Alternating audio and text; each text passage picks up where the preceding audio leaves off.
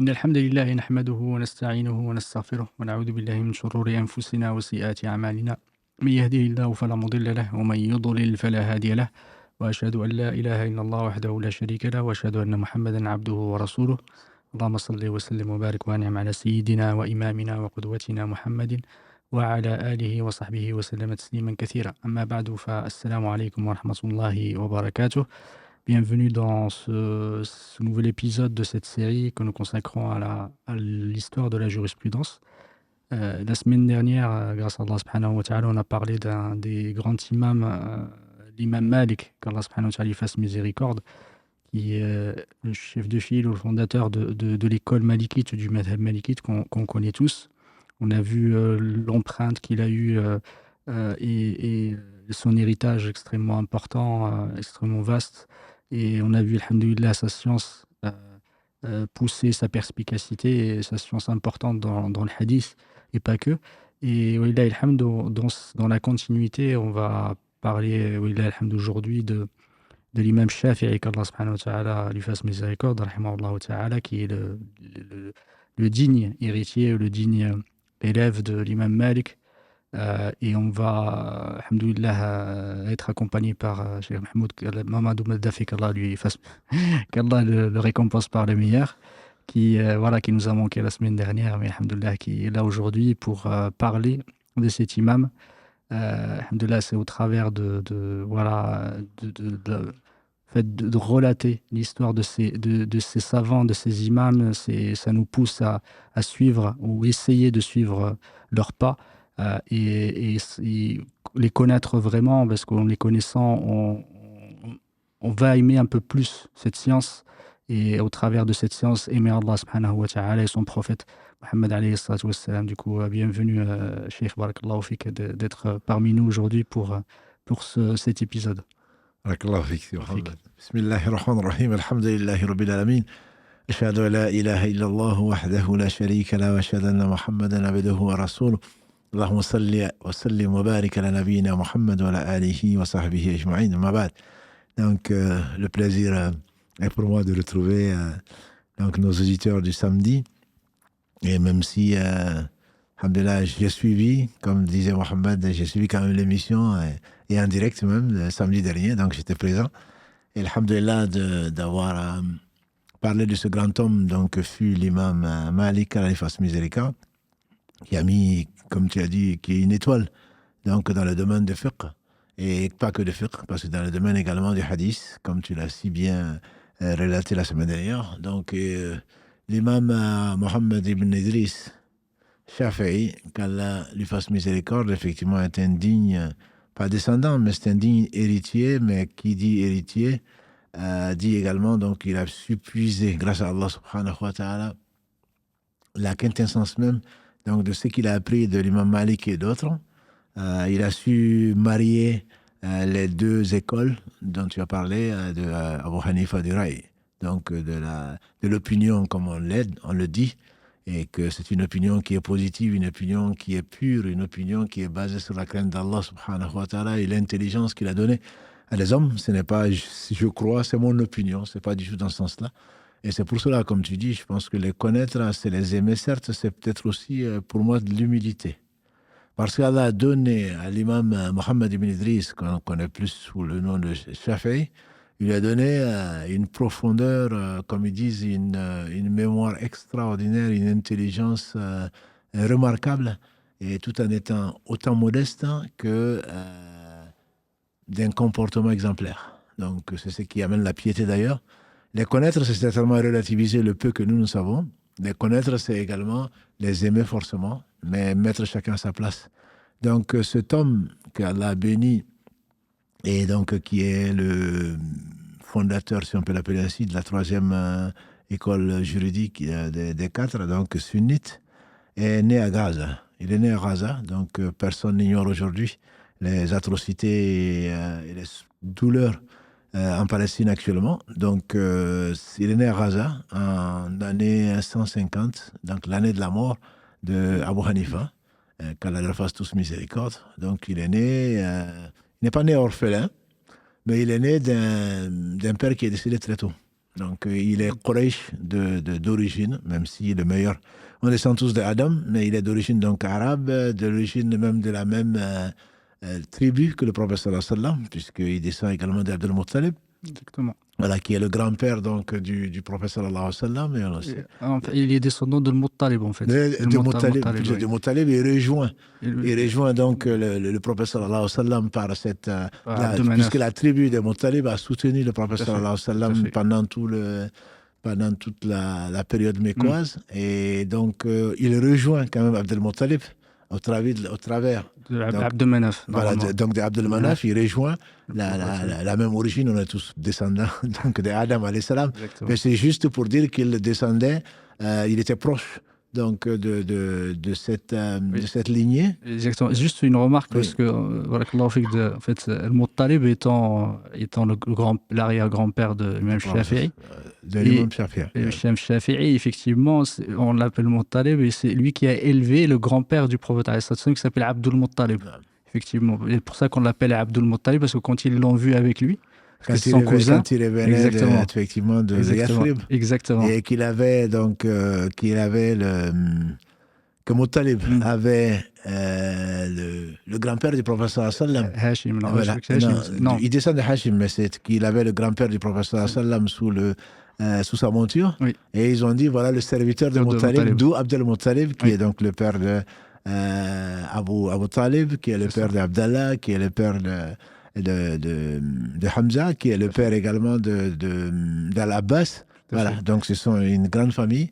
Et en tout cas, il était Quraysh, et alhamdulillah, il était Quraysh, et il ne s'en est jamais vanté, bien qu'il soit d'une lignée, donc de cette même lignée, entre guillemets, du prophète sallallahu alayhi wa sallam, et on sait que Inna akramakum indallahi yatqakum, c'est pas cette lignée qui va le sauver au jour du jugement dernier. La preuve, c'est que le prophète sallallahu alayhi wa sallam et ses oncles, Abu Talib, on sait où il est, et pire encore, donc pire, si on peut parler comme ça, par rapport à ceux qui sont morts, et qui ont été des ennemis d'Allah, dont donc Abu Lahab également, donc que l'on sait là où il est aujourd'hui. Donc ce n'est pas si les œuvres n'avancent pas quelqu'un, ce n'est pas sa lignée qui l'avancera, notamment on le précise comme on l'a précisé pour Abu Hanifa, comme on l'a précisé pour l'imam Malik, donc c'est dans cet esprit-là.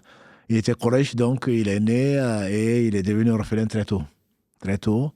Rappelons que le prophète sallallahu n'a pas connu son père. Voilà. Donc c'est juste encore une fois pour passer ce message à nos frères et à nos sœurs, c'est de penser d'Allah subhanahu wa ta'ala, d'avoir d'Allah la meilleure opinion.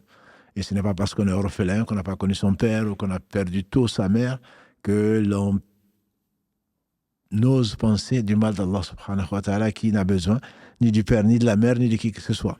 Bref, sa mère donc l'a élevé, et on disait qu'elle avait une très grande science, une très grande sagesse, sa mère, qu'Allah bénisse nos mères. C'est elle qui a eu donc l'idée, qui a suggéré donc d'amener Mohammed ibn Idriss donc à la Mecque, de retourner à la Mecque.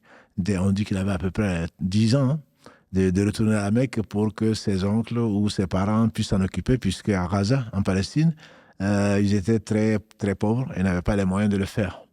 Et donc, alhamdulillah, Allah subhanahu wa ta'ala donc, a ramené cet homme donc, à la Mecque, où il a commencé à apprendre très très tôt, comme on le verra, Inch'Allah, Allah lui a donné ce qu'il n'a donné qu'à très peu de gens. Donc il avait une grande intelligence. On dit même qu'il a fini d'apprendre le Coran à 10 ans, certains le disent. 7 ans, et le Muwatta à 10 ans. 7 ans, je pensais que c'était un Nawawi, mais bon, alhamdulillah. 7 ans, ils disent qu'il a pris le Muwatta à 10 ans. Déjà, nous à 60 ans, si on arrive à réciter quelques versets du Coran, c'est beaucoup. En tout cas, à 10 ans, s'ils connaissaient le Coran par cœur, 7 ans, ce serait encore plus précoce, mais ce sont des surdoués. C'est tout simplement des surdoués. Et on dit de lui que quand il lisait, il avait une mémoire tellement extraordinaire, et c'est facile à Allah, que quand il lisait un livre, après avoir lu le livre une fois, il pouvait le réciter.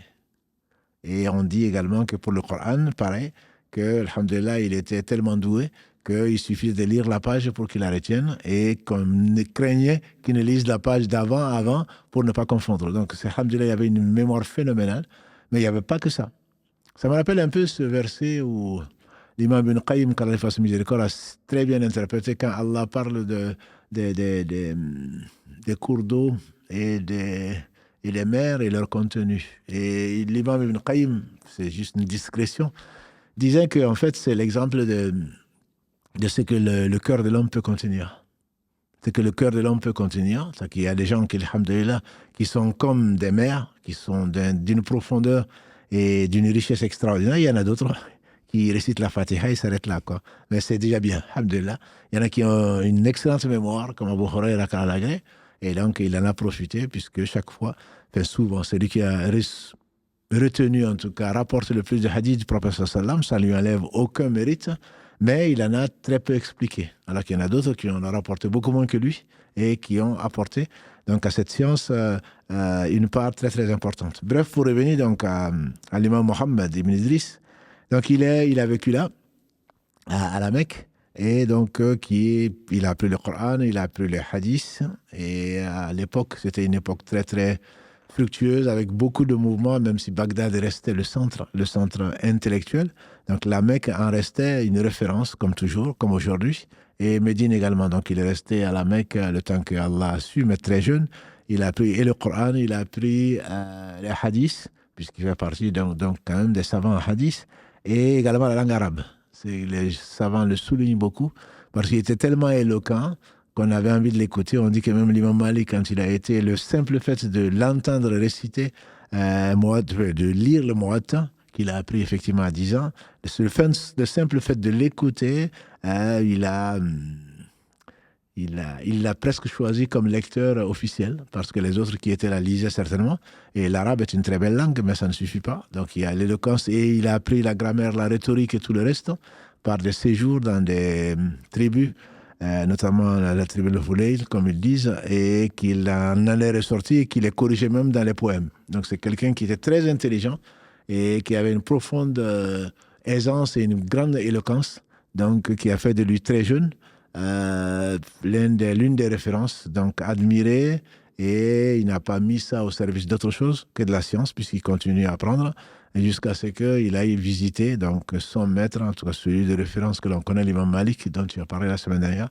Et donc il a rejoint quand il avait à peu près 20 ans, d'après ce que j'ai compris, et il est resté à côté de ce homme remarquable pendant une dizaine d'années, 9-10 ans, et c'est à sa mort seulement qu'il est retourné donc à la Mecque, mais bon, on en dira certainement plus tard, Charles. Alhamdoulilah, effectivement, parler de son séjour à Hudayl, c'est effectivement, il a choisi vraiment, c'est qu'il a fait une vraie immersion pendant 10 ans, certains même disent 20 ans. C'est effectivement, il est resté, comme les tribus à l'époque, c'est des tribus bédouines qui se déplaçaient, il restait avec eux, justement dans l'objectif d'apprendre la véritable langue arabe, parce que à cette époque-là, il y avait beaucoup de mélanges, beaucoup de non-arabophones, effectivement, qui arrivaient, et la langue arabe commençait à se perdre. Du coup, son objectif, c'était d'aller à la source, justement, de la langue arabe, et c'est dans un objectif, justement, de mieux comprendre le Coran et mieux comprendre la sunna du prophète, alayhi salatu wassalam.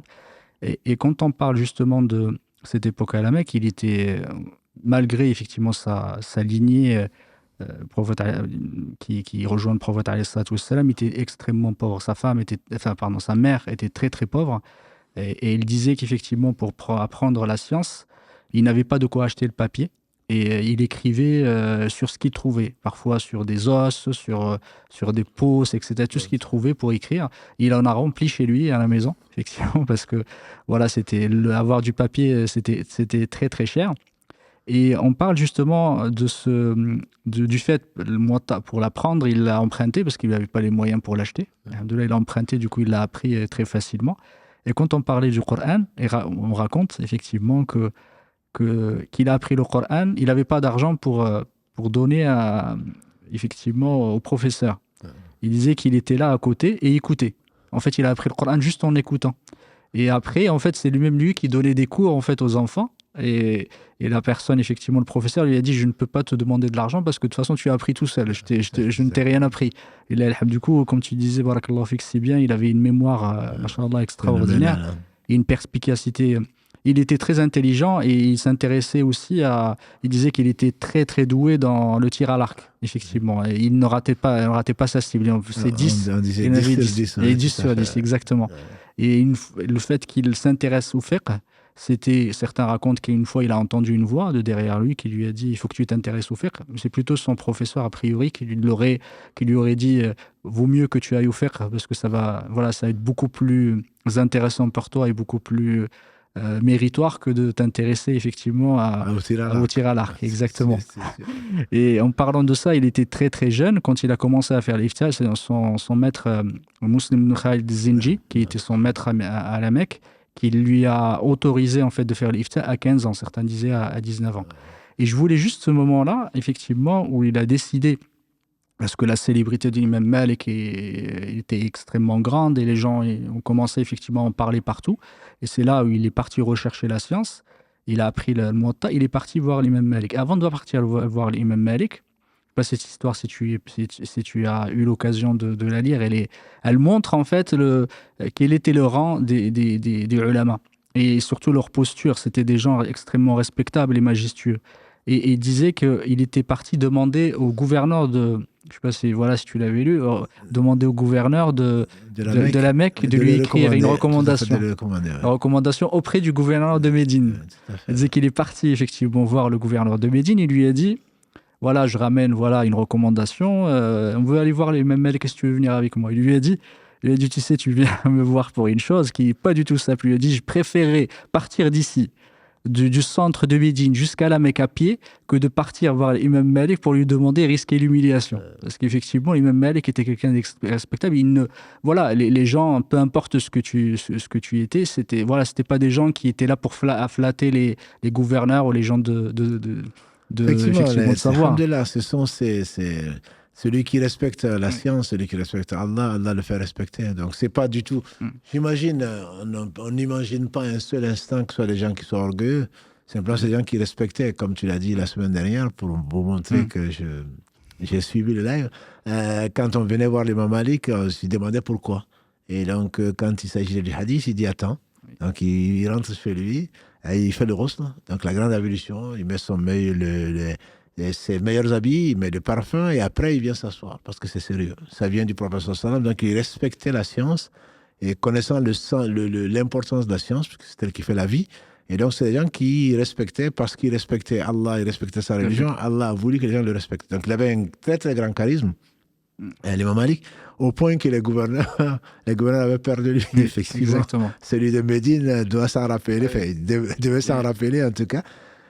Toujours est-il qu'il a fini quand même par l'amener ce garçon, et ils ont demandé la permission de rentrer. Oui. Et donc, ils ont trouvé une servante qui dit, attendez. La servante a pris un peu de temps pour sortir, c'est ce qu'on raconte. Et quand elle est sortie, ils se sont dit, mais pourquoi tu as mis autant de temps? Il a dit que l'imam Malik dit au gars, on dit c'est le gouverneur qui a fait l'imam Malik.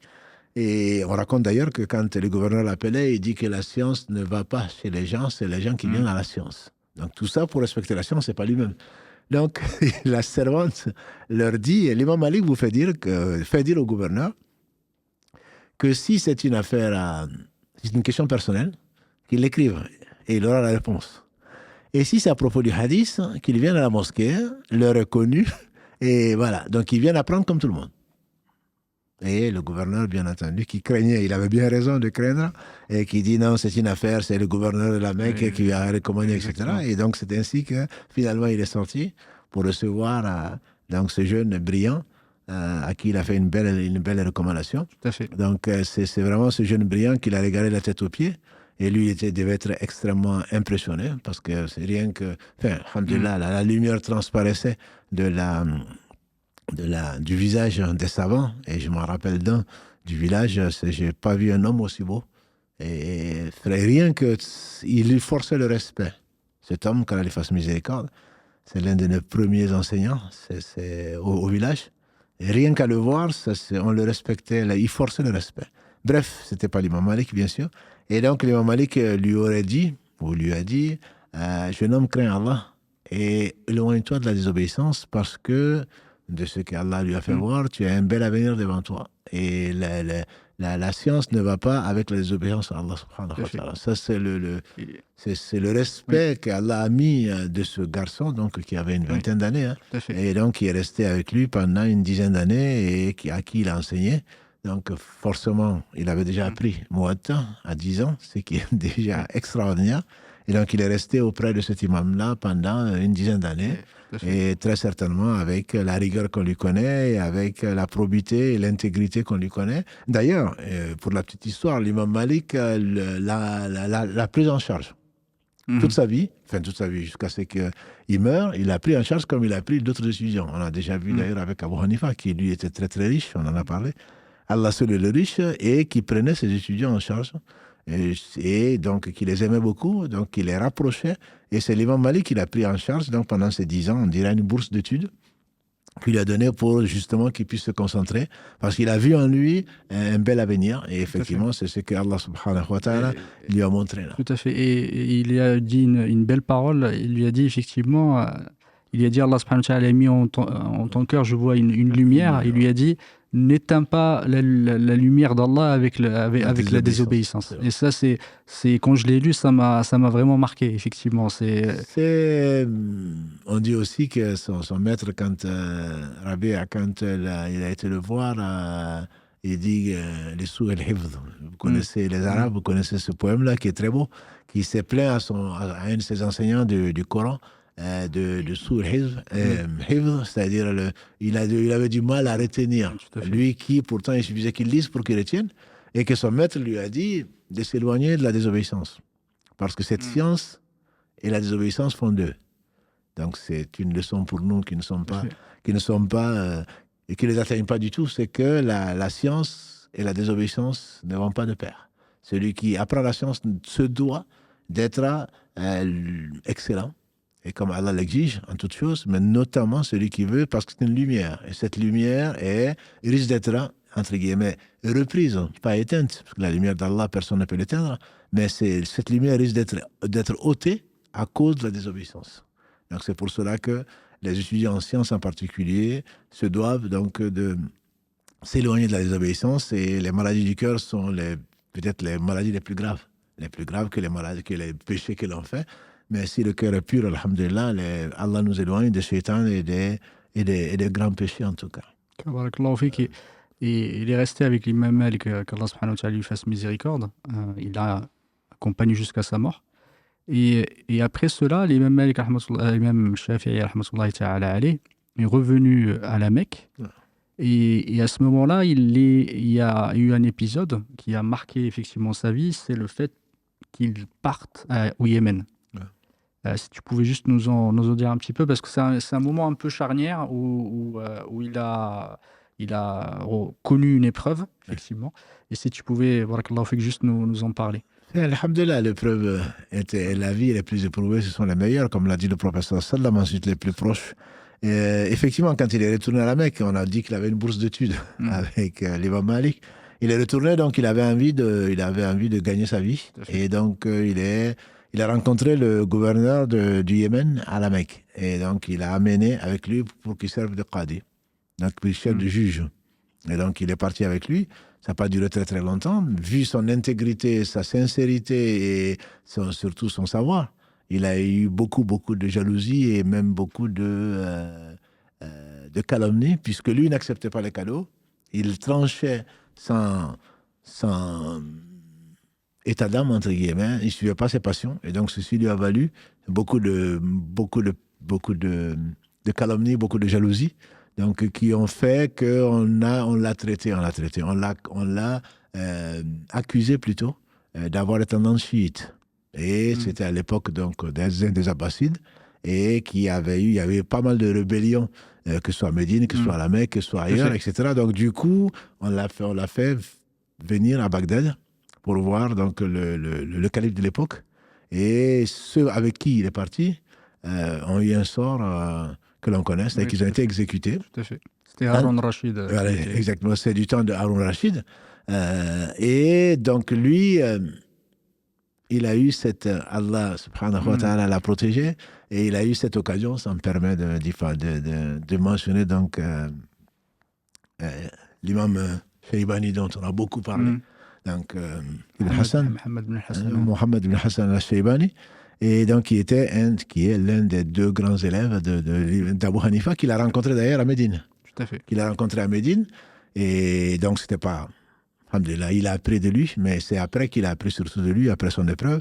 Toujours est-il que donc, l'imam, plutôt le calife Harun Rashid, lui a demandé l'avis donc, de Shaybani, qui l'a défendu et qui dit qu'il le connaît, qu'il l'a rencontré, et que c'est quelqu'un d'intègre, qui n'a aucune tendance chiite, etc. Et finalement, donc, Harun Rashid l'a libéré sans qu'il reçoive le sort donc, de ses compagnons. Et c'est donc à partir de là qu'il a abandonné, au moins pour l'instant et peut-être pour toujours d'ailleurs, avant sa mort en tout cas, cette fonction-là, finalement, il s'est consacré, donc en restant à Bagdad, il s'est concentré sur la recherche de la science avant de repartir. Donc il a beaucoup appris après avoir appris, on a dit, donc de 20 à 29 ans ou de 20 à 30 ans à Médine. Ce qu'on appelle la tradition, mais ce n'est pas dans le mauvais sens du terme, dans les hadiths, la science des hommes, les différentes versions, etc. Là, il a été à Bagdad, il a eu cette occasion de se confronter et d'apprendre auprès donc, du cheikh. Tout à fait.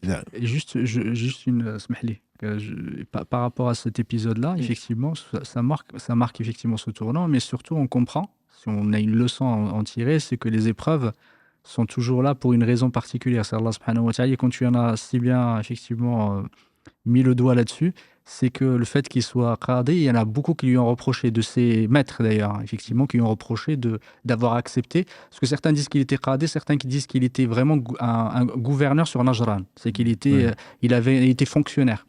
Et effectivement, et beaucoup lui ont reproché ça, et il disait certains, Wallahu a'lam, peut-être qu'il y a une sagesse, c'est que cette épreuve lui a permis justement de changer justement de ces métiers-là et de se consacrer complètement à la science et à l'adoration d'Allah subhanahu wa ta'ala. Effectivement, c'est bon, quelque chose malheureux. Bon.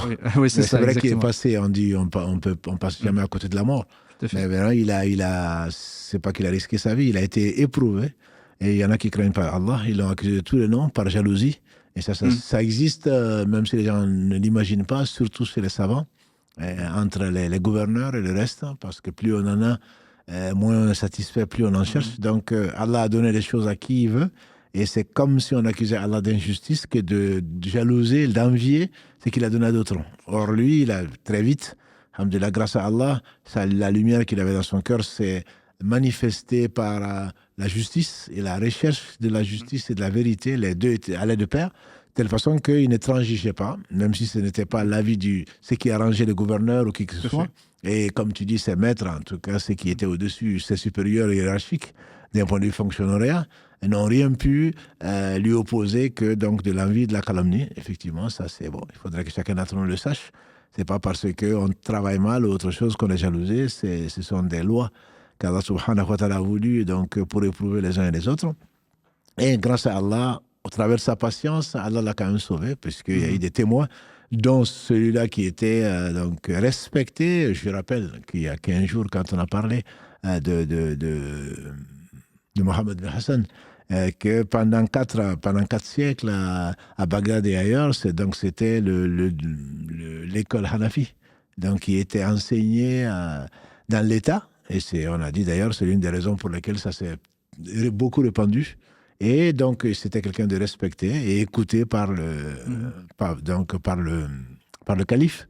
Et c'est par là que Allah a rétabli la vérité. C'est ce qui a sauvé donc le jeune Shafi'i, Qadi. Et donc, depuis, effectivement, il a pris, entre autres leçons, de se consacrer à la science, pas parce qu'il cherchait une autorité quelconque, parce que les deux sont difficiles à faire. Et il a connu le milieu. Et il a su que, il n'y a qu'Allah subhanahu wa ta'ala qui peut sauver. Et Allah lui a donné cette deuxième occasion et il n'a pas raté. Alhamdulillah, il a appris, comme lui-même on le fait raconter, il a pris tout ce qu'il pouvait prendre donc, de ce cheikh, donc Shaybani. On dit qu'il a pris de lui ce qu'il pouvait charger un chameau, quoi. Donc, à l'époque de ses écrits, c'était un des élèves brillants, un des 2 élèves brillants, les plus brillants, donc de l'imam Abu Hanifa. Donc, il a beaucoup appris ça et qu'il a rajouté donc, à ce qu'il avait appris avec l'imam Malik et certainement avec d'autres. Barakallahu fik. À ce moment-là, effectivement, le moment où il arrive à Bagdad, et c'est à ce moment-là qu'il a réconcilier, comme tu as dit, les deux écoles. C'est qu'en fait, il a, au départ, en fait, un moment où il était à Bagdad, et d'ailleurs, l'imam Ahmed, qu'Allah lui fasse miséricorde, on en a parlé aussi, c'est qu'on avait deux camps qui, parfois, il y avait une très très grande rivalité à ce moment-là entre l'école qu'on appelle l'école de la tradition et et de l'autre côté l'école de Opinion. l'interprétation qui était en Irak. En fait, les gens enfin, les ulama ou les savants de l'école de la tradition, ils s'intéressaient beaucoup à reporter les hadiths, effectivement, s'intéressaient beaucoup à la sunna du prophète, alayhi salatu wassalam, à la parole des hommes. Et dès qu'ils avaient confronté effectivement à des questions, à des polémiques, ils se retrouvaient en difficulté. Ils étaient mis très très vite en difficulté parce qu'ils allaient. En revanche, de l'autre côté, les autres, ils étaient très très forts dans la polémique et très forts en fait dans l'interprétation, dans le ra'i, dans le raisonnement. En revanche, ils ne connaissaient pas, ils n'avaient pas un degré extrêmement élevé en termes de tradition et de hadith, etc. Et lui, il est arrivé justement pour réconcilier ces deux méthodes. Et ça fait partie d'une des caractéristiques de l'imam Shafi'i, qu'Allah lui fasse miséricorde. Il était au milieu des deux et c'est lui qui a mis un peu l'équilibre entre ces deux approches.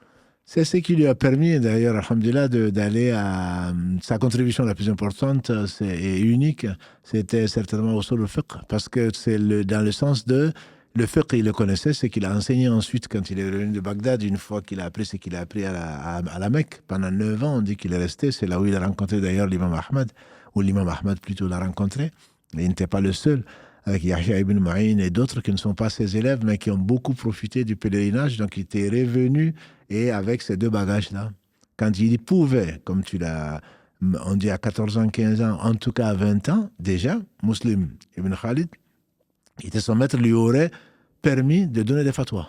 Mais il a refusé de le faire. Nous, on aurait un diplôme où c'est quel cheikh qui t'a recommandé, ça y est, c'est fini, on se permettrait de se prendre pour un savant. Non, il a approfondi pendant 10 ans, alhamdulillah, auprès d'Imam Malik, et ensuite, Allah l'a éprouvé. À Bagdad, il a appris pendant quelques années donc auprès de ce cheikh Sheibani, et il revient maintenant à la Mecque en étant une référence, et il enseignait, effectivement, il a pu marier. Donc, ces deux façons de penser, bien sûr, elles sont islamiques, sont toutes basées sur le Coran et la Sunna, comme on le verra, Inch'Allah, et on en a parlé pour Abu Hanifa la semaine dernière sur la tradition avec l'imam Malik. Donc, il a pu concilier ça et il avait, bien entendu, des gens qui venaient de partout pour vraiment prendre le fiqh, donc la compréhension, la législation islamique auprès de lui. Et il avait des cercles comme ceci avait été relaté. Il enseignait autant le Coran, qu'on a dit qu'il a appris à 7 ans ou à 10 ans, que le hadith qu'il maîtrisait très bien, et en même temps que la langue arabe. Et donc il a concilié tout ça pour... on dit que c'est la partie la plus difficile, c'est de pouvoir concilier ce qui est apparemment contradictoire. Donc il puisait dans les deux sources, il ne négligeait pas une source par rapport à l'autre, bien que la source, comme chez tous les savants, c'est le Coran et la Sunna. Dans son cas, c'était le Coran et la Sunna. Et ensuite, on verra, Inch'Allah, quelles sont les autres sources. Mais il le maîtrisait si bien que il a défendu également contrairement à ce qu'on peut penser, parce qu'on pense que plus on est intelligent, entre guillemets, ils n'ont jamais été dans le ilm kalam. Bien qu'il savait la philosophie, la discussion, la rhétorique et je ne sais quoi d'autre, il était très éloquent. Et personne n'osait s'affronter à lui puisqu'il avait des connaissances solides. Simplement, tous décourageaient les gens de prendre cette voie-là. Et donc, ce qu'il connaissait, il l'enseignait et les gens venaient, comme on le dit à la Mecque, soit pour apprendre le Coran, soit pour apprendre le hadith auprès de lui, soit pour apprendre la langue arabe. Et celui qui ne connaît pas, soit pour le fiqh, ça fait 3 bonnes raisons de venir, ou alors ne serait-ce que pour participer à ce cercle où il se mettait donc à discuter, à réfuter avec bien entendu des preuves, et les gens qui s'attaquaient à la sunna en particulier. Bon, ça peut-être on y reviendra. C'est pour cela qu'on l'appelle, enfin, il est connu aussi sous le nom de défenseur de la sunna. Tout à fait. Parce qu'il faut pas, les gens, on parle de l'imam Ahmad, dont on parlera Inch'Allah la semaine prochaine, comme l'imam de la sunna, mais je veux dire, il a appris auprès de Shafi'i et puis auprès d'autres, et tous ont été défenseurs de la sunna, notamment en défense, en contre-attaque, entre guillemets, par des gens qui étaient là en train de s'attaquer de façon, pas directe, mais de façon biaisée à la sunna, pas en la mettant directement en cause, parce qu'ils ne seraient pas musulmans, mais en relativisant leur poids et en affaiblissant un certain nombre d'arguments. Donc lui, il a su, comme tu l'as bien dit, faire cet équilibre-là, et il était non seulement crédible, mais en plus, il était d'une science et dont Allah subhanahu wa ta'ala a fait hériter, et donc il est resté quelqu'un de très respecté et très craint, pas que par les ignorants, également craint par les gens qui craignaient donc d'être en cours d'argument par Tout à rapport fait. donc, à leurs éléments qu'ils avançaient. Tout à fait. Effectivement, l'école irakienne était très très connue pour la discussion polémique et pour les débats. Effectivement, ils avaient cette force de raisonnement et ils questionnaient, ils mettaient en difficulté les gens de la tradition jusqu'à ce que Shafi'i arrive, parce que Shafi'i, il avait cette force-là. Il était extrêmement perspicace et intelligent. Et d'ailleurs, euh, la phase ou la période qu'il a passée avec Mohammed bin Hassan, Shaybani, il prenait de lui ses livres et ses enseignements, et disait qu'après, il débattait avec ses élèves, juste après lui, parce qu'il n'osait pas, il ne voulait pas débattre par respect vis-à-vis de son cheikh. Il n'a jamais voulu, du coup, il débattait avec ses élèves juste après, et il gagnait, effectivement. Mohamed bin Hassan l'a su et il a insisté. Il voulait absolument. Il lui a dit pourquoi tu ne veux pas débattre avec moi? Il lui a dit non, je ne veux pas parce que voilà, tu es maître. Il insiste. Jusqu'à un jour, effectivement, ils ont débattu et là, Shafi'i, on a dit effectivement, il a eu le dessus sur Mohamed bin Hassan. Qu'Allah leur fasse miséricorde à tous. Mais dans la polémique, effectivement, barakallahu fik, tu l'as si bien dit, c'est pas, quand il faisait un débat, une polémique, c'est pas forcément pour gagner, c'est pas forcément pour flatter son ego, c'est pour faire éclater la vérité. Tout à fait. D'ailleurs, on prend de lui, il y a des paroles qui sont restées de lui, telles que le fait je n'ai jamais débattu avec quelqu'un si ce n'est pas pour faire apparaître la vérité. Tout à fait. Je n'ai jamais débattu avec quelqu'un dans l'esprit ou dans l'intention de gagner. On a l'impression que ce n'était pas de ce monde, quoi. Tout à fait. On a vraiment l'impression que ce n'était pas de ce monde. Donc, c'est les gens qui, alhamdulillah, Allah seul sait ce qui est dans leur cœur, mais il a laissé vraiment une excellente opinion aux gens de qui on pense du bien, comme Yahya ibn Ma'in, qui on lui fait dire, même si Allah avait permis le mensonge, l'imam Shafi'i, par éthique, ne l'aurait pas utilisé. Donc, c'est vraiment, ce sont des gens qui tenaient à la vérité tout en étant respectueux, et comme l'exemple que tu as donné avec le cheikh, il a refusé de dire, pas parce que s'il avait voulu, comme aujourd'hui, non, mais j'ai appris pas chez lui, mais bon, maintenant je connais plus que lui, etc. Même pour la science, quand on lui disait, tu sais très bien tirer, tu parles très bien l'arabe et tu sais le tir à l'arc, mais il se taisait sur ce qu'Allah lui avait donné comme connaissance. Tout ça par humilité, tout ça par modestie et le respect de l'autre. Celui qui ne respecte pas les anciens n'a vraiment pas été éduqué. Tout à fait. Donc, comme le dit le proverbe, on est tous des nez sur les épaules de géants. Je veux dire, s'ils n'avaient pas appris auprès d'eux, Allah seul sait ce qui serait passé, mais il leur doit. Il leur doit et on doit tous aux savants et en remontant jusqu'au prophète sallallahu alayhi wa sallam. La reconnaissance est extrêmement importante et ça faisait partie de leur éthique.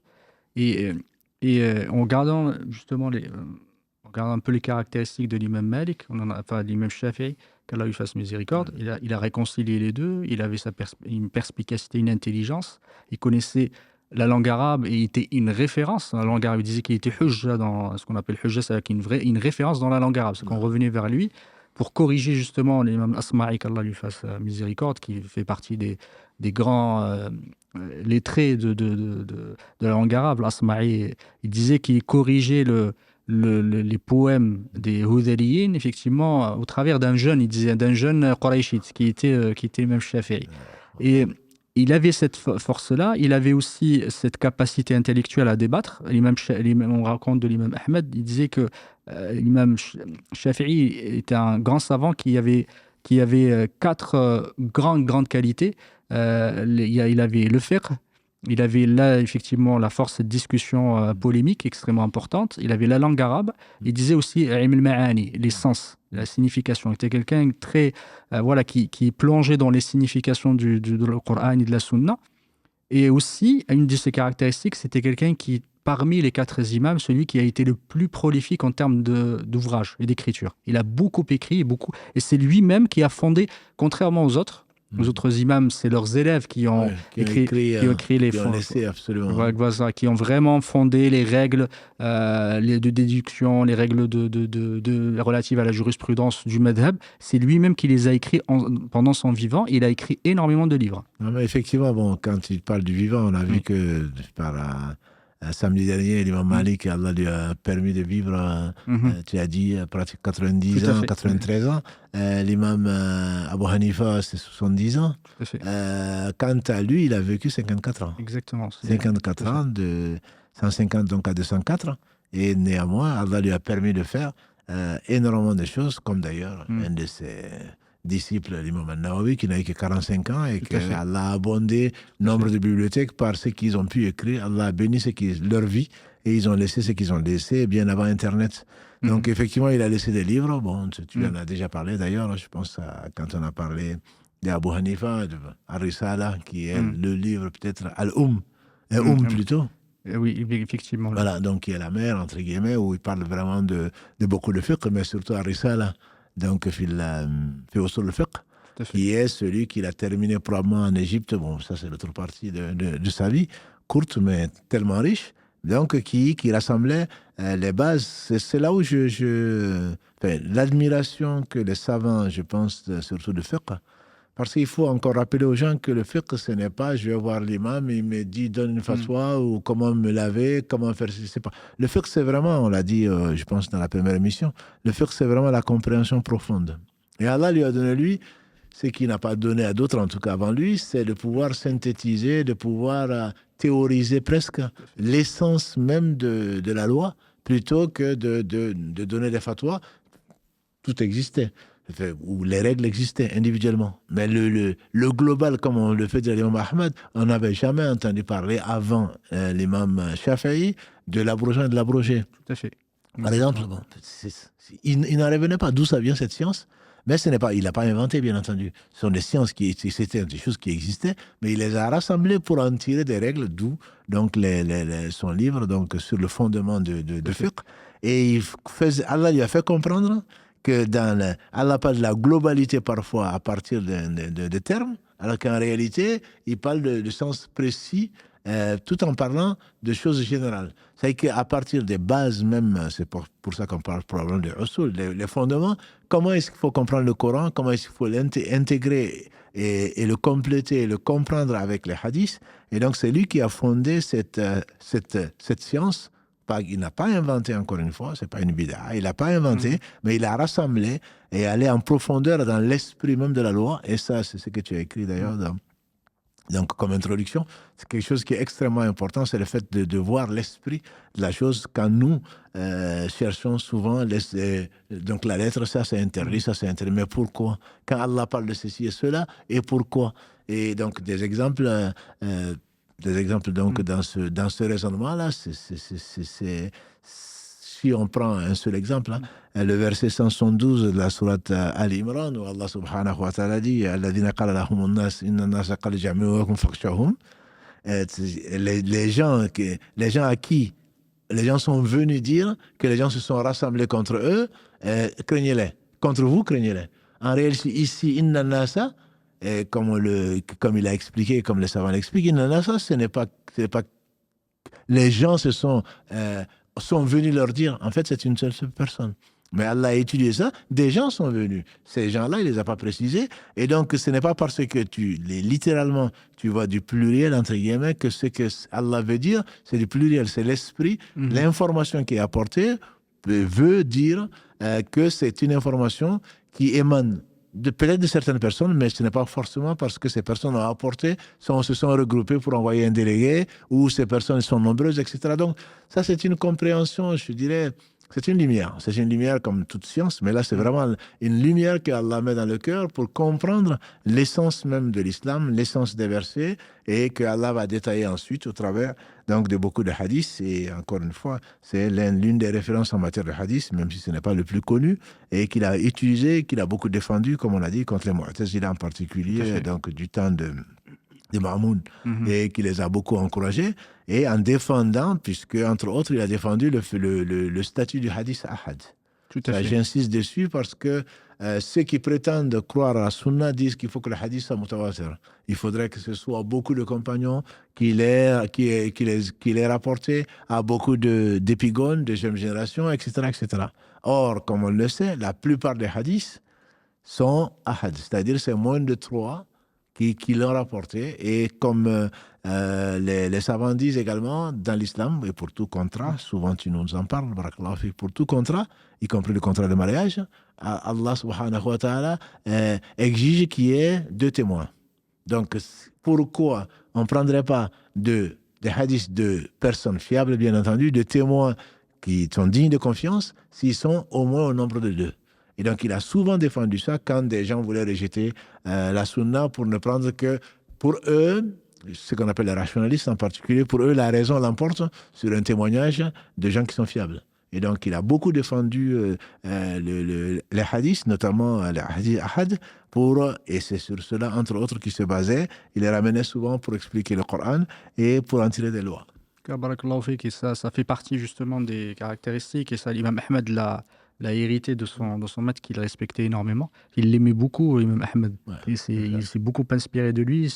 Quand on lit, effectivement, il l'admirait. Il l'admirait. Il disait qu'il faisait des du'as après chaque prière. Il disait qu'Allah me pardonne à mon père et qu'il pardonne à Mohamed bin Idriss. Tout, à chaque fois, après chaque prière. L'imam Ahmed, on lui fait dire que le hadith il est connu, à chaque début de siècle, Allah envoie un réformateur pour cette communauté.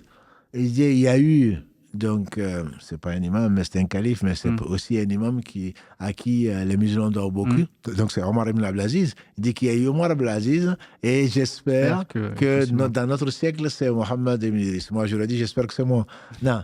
Voilà, c'est quand on connaît la valeur de quelqu'un, on l'apprécie. Quand on ne connaît pas, bien entendu, on ose faire ce que l'on fait, malheureusement, tous les jours, et surtout dans notre monde. C'est vrai, les gens se respectaient. C'est pas pour se respecter, c'est même pas pour débattre, c'est même pas. Non, c'est parce qu'ils étaient profondément convaincus qu'ils leur doivent beaucoup après Allah subhanahu wa ta'ala. Comme tu dis, prier pour ses enseignants, c'est quelque chose que. Prier pour les gens que l'on aime, prier pour les gens qui nous ont apporté quelque chose, je pense que c'est très, très important, et ça montre la qualité donc du cœur. Comme l'a dit le prophète sallam, celui qui ne remercie pas les gens ne remercie pas Allah.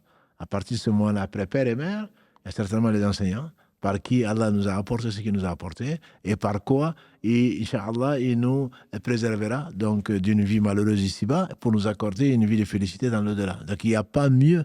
Il n'y a pas mieux. Si on doit aimer vraiment des gens, c'est les gens qui nous ont aimés, qui nous ont enseigné, qui nous ont transmis, et par qui Allah subhanahu wa ta'ala nous a mis sur la bonne voie. On le prie de nous rappeler sur cette même bonne voie. Je vois que le temps file. Et j'aimerais juste qu'on aborde le fiqh de l'imam Shafi'i, juste ses fondements, sur quoi il se basait. Tu en as parlé effectivement sur certains aspects. Si tu pouvais nous dire, voilà, quels sont les fondements de sa jurisprudence. Les fondements de la jurisprudence, c'est, encore une fois, ce n'est pas pour le distinguer des autres, mais il y a des points particuliers, mais ils tous se basaient sur le Coran et la Sunna. Donc, il ne faudrait pas spéculer, il ne faudrait pas calomnier, il ne faudrait pas diminuer la valeur des savants. Tous se basaient, aucun n'a suivi sa passion pour... C'était les plus pieux. Ne craignent vraiment Allah que les savants. Et ils étaient savants. C'est l'unanimité de la communauté, des savants en tout cas, qui l'exige. Donc, l'imam Shafi'i n'est pas une bid'a, n'est pas une innovation dans ce sens-là. Et il se basait sur le Coran, qu'il connaissait par cœur, on a dit il y a 7 ans ou 10 ans. Et il s'est basé sur le hadith qu'il connaissait et qu'il a appris avant Médine, mais surtout qu'il a appris auprès de l'imam Malik et ensuite auprès d'autres. Donc, mais l'une des différences, on dit, entre l'imam Shafi'i et les autres, c'est qu'il ne mettait pas le hadith en deuxième. Il disait le Coran et le hadith. Tout à fait. Voilà, là aussi, ça, contrairement aux coranistes, Kalanungid, c'est justement le fait de ne pas faire de distinction entre les deux sont de la révélation. Tu ne peux pas comprendre le Coran sans comprendre le hadith. Donc on ne peut pas accepter de quelqu'un d'extraire des lois, donc a fortiori, en se basant sur le Coran. Parce qu'il ne peut pas il ne peut pas comprendre le Coran sans comprendre le hadith. On peut, bien sûr, il ne se basait que sur le hadith qui était authentique. Donc il y a des règles. On en a déjà parlé, tu en as surtout déjà parlé. au mois de juin. Il y a des règles qu'il faut respecter. Les savants sont là pour nous les enseigner. On ne prend pas n'importe qui. Et celui qui s'amuse à parler du prophète sallam sans science, à mentir sur lui, sa place est réservée à l'enfer. Donc, ils ont beaucoup travaillé, après Bukhari et Muslim et le reste, mais ils ont beaucoup travaillé à l'authentification des hadiths. Une fois que le hadith est authentique, il vient nécessairement, puisque la source vient d'Allah, il ne parlait pas sous l'effet de la pulsion, le prophète sallallahu alayhi wa sallam. Il parlait, ce n'est qu'une révélation révélée. À partir de ce moment-là, il utilisait les deux. Pas l'un des deux, il utilisait le Coran, il utilisait les hadiths en même temps pour... Donc ça, c'est les deux premières sources qui est en même temps une seule et même source pour lui. Qu'Allah lui fasse miséricorde, dans ce cas, tous les savants. Ensuite, il le prenait, ce qu'on peut appeler l'unanimité des compagnons, si on peut l'appeler ainsi. Quand les compagnons avaient des avis, bien entendu, les compagnons ne pouvaient pas avoir d'avis si il y a le Coran et la Sunna. C'est qu'on peut... Ah oui, mais il prend l'avis des compagnons. Oui, il prend parce que les compagnons, s'ils ont eu des avis, c'est bien parce qu'ils ont puisé dans le Coran et la Sunna qu'ils n'ont pas trouvé. Voilà. Donc, ils prenaient l'avis des compagnons du prophète sallallahu alayhi wa sallam. Si cela n'avait pas divergé, voilà, si l'avis était unanime, bien entendu, il ne va pas chercher loin. Si l'avis, par contre, il y avait plusieurs avis, si on connaissait plutôt un avis, mais qui n'a pas été contredit par d'autres, il le prenait ensuite. Voilà. S'il a été contredit, à ce moment-là, il prenait, à condition, bien entendu, que ce ne soit pas en opposition, en contradiction avec les deux textes qui sont le Coran et la Sunna. Donc, l'avis des compagnons, par respect, par principe, passait avant l'avis de qui que ce soit. Ils ne cherchaient pas à avoir leur avis personnel sur cela. Alors que nous, je crois que, on a plutôt tendance à dire ça. Un tel a dit ça, oui, mais bon, mais il y a quand même d'autres avis. Et ils choisissaient toujours, depuis Abu Hanifa jusqu'à lui, et jusqu'à l'imam Ahmad, ils prenaient l'avis des compagnons s'il n'y a pas d'autres, s'ils ne trouvaient pas ce dont ils avaient besoin dans le Coran et la Sunna, et s'il y avait unanimité, le problème ne se posait pas. S'il n'y en avait pas, s'il y avait une contradiction entre des avis différents, ils choisissaient l'avis qui leur paraissait être le plus en accord avec donc, le Coran et la Sunna. C'est l'une des différences avec l'imam Malik dont tu as parlé la semaine dernière, c'est justement la tradition des gens de Médine. Donc lui, il prenait le hadith, d'où tu parles de l'imam Ahmad, dont on parlera la semaine prochaine, Inch'Allah. Il prenait le hadith et il ne mentionnait pas, donc, ou ne privilégiait pas, il n'utilisait pas, au moins en théorie, les justes coutumes de Médine qui conditionneraient un avis par rapport à les hadiths. Donc là, ça, c'est également l'une de ses caractéristiques. Et donc, après ces 3 ou 4 sources, j'ai le qiyas. Donc, comme d'autres, aucun savant, à ma connaissance, ne peut se passer du qiyas. Simplement, il faudrait qu'il soit dosé, qu'il faudrait soit mesuré. Et le qiyas étant, donc, on a dit, le raisonnement donc, analogique, à partir, bien sûr, de ces sources-là. C'était les fondements, entre guillemets, du fiqh de chez l'imam Al-Shafi'i, qu'Allah lui fasse miséricorde. Et en parlant justement, il reste, désolé, 52, il reste 8 minutes. On a parlé justement des règles, des fondements de la jurisprudence de l'imam Malik, ses fondations. On dirait qu'effectivement l'imam Shafi'i, alhamdoulilah, et on va dire qu'il n'y a pas énormément de différence. En fait, c'est vraiment des subtilités en termes de différence entre les 4 imams. C'est très très subtil. La seule chose justement, enfin en tout cas, il y a un équilibre entre les deux écoles, celle de Médine et celle de l'Irak. Effectivement, celle de Médine, elle privilégiait la pratique comme tu as dit, barakallahu fik, des Médinois par rapport à Khabar al-Ahad, par rapport à Hadith al-Ahad dont tu as parlé. Effectivement, il faut que dès qu'il y a un Hadith al-Ahad qui était contradictoire avec la pratique de Médine, il privilégiait la pratique de Médine. Et on a vu la semaine dernière que c'était pour des raisons. Ce n'était pas, il disait effectivement la pratique de Médine, c'est parce que pour lui, ce n'était que l'héritage du prophète alayhi salatu wassalam, parce que tous les Médinois le faisaient. Mais on a vu que ce n'était pas, les ulama, ils n'étaient pas d'accord parce qu'il y avait des degrés sur la pratique de Médine, sur la pratique des gens de Médine, et certaines n'étaient pas acceptables par tout le monde, certaines où tout le monde est d'accord, effectivement. Si à l'époque des Sahaba, avant Uthman, si tout le monde le faisait, ça faisait partie du ijma', d'une manière que sur le consensus.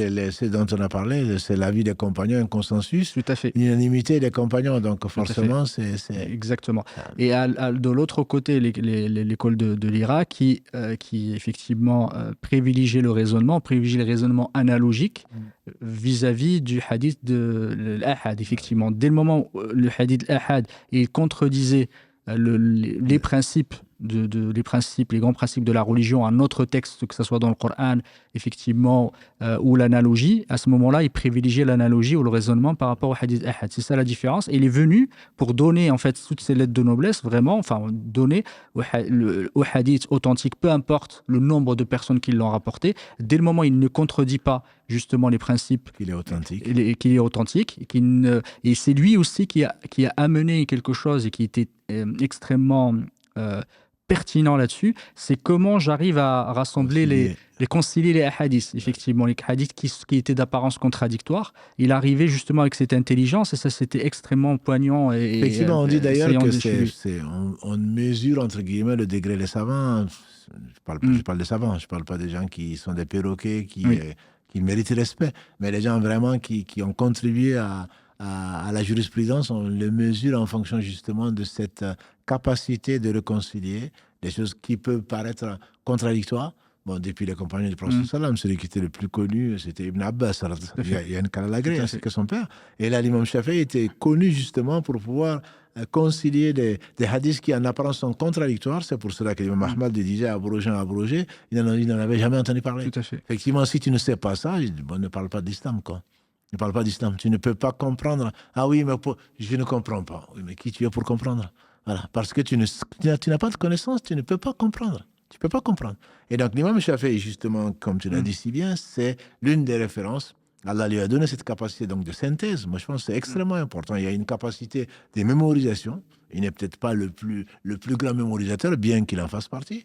Parce que lire un texte et ensuite un livre, et finir de le lire comme Muwatta, et ensuite le réciter, ce n'est pas donné à tout le monde. Mais en plus de cela, il avait donc ce recul, intellectuellement parlant, de pouvoir donc retirer la quintessence même des versets pour pouvoir l'expliquer par les hadiths, et parce que ce hadith c'était au début ceci, ensuite il a été abrogé, comme ces versets ont été abrogés, etc. Et ça, c'est tout à son mérite. Qu'Allah subhanahu wa ta'ala lui fasse miséricorde. Et Shafi'i, qu'Allah subhanahu wa ta'ala lui fasse miséricorde, il a eu, tu as parlé effectivement, après son séjour à la Mecque, il est revenu à Bagdad, et une des raisons pour lesquelles il est sorti de Bagdad et il est parti en Égypte. Et ça, c'est aussi une des caractéristiques du madhab de Shafi'i, c'est qu'il est passé par deux phases. La phase qu'on appelle la vie de Bagdad, de l'Irak, effectivement. La première école de l'Irak, et ensuite la deuxième école, celle qui a abrogé normalement la première, qui est celle de l'Égypte. Même si les deux sont effectivement, parfois les deux sont mélangés, parfois les deux sont enseignés. Tout à fait. Ils disent qu'effectivement, en fait, son avis, il a rapporté de lui, il a dit celui qui rapporte de moi, effectivement, celui qui rapporte de moi l'avis, mon ancien avis, celui que j'avais en Irak. Et à ce moment-là, il a eu deux avis. Et Risala, il l'avait écrit en fait à Bagdad. Il l'a réécrit. Il l'a corrigé, réécrit, réagencé. Et celui qui nous est arrivé, qu'on a aujourd'hui, et le aussi, ces livres-là qui nous sont arrivés aujourd'hui, ont été écrits effectivement, ont été écrits en Égypte. Et en parlant de cela, on parle un peu de ses élèves aussi, effectivement, certains élèves qu'il a eus, les plus connus.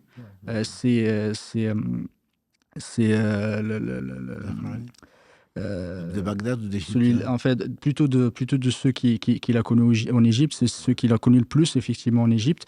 Ceux de Bagdad, il y avait le Zafaran, qui était extrêmement connu, et il y avait le Karabisi, effectivement, qui était très connu, et Abu Thawr. Le Mouradi, Rabi' ibn Sulaiman al-Mouradi, c'est en Égypte, effectivement. Et c'est celui qui a rapporté de lui al-Risala, justement. Et Rabi' ibn Sulaiman al-Mouradi, il y en a un autre qui s'appelle Rabi' ibn Sulaiman al-Marwazi, mais Rabi' ibn Sulaiman al-Mouradi fait partie effectivement des grands élèves. Il y a le Mouzani. Le Mouzani, pour juste l'anecdote, c'est l'oncle de Tahawi. Qu'Allah lui fasse miséricorde.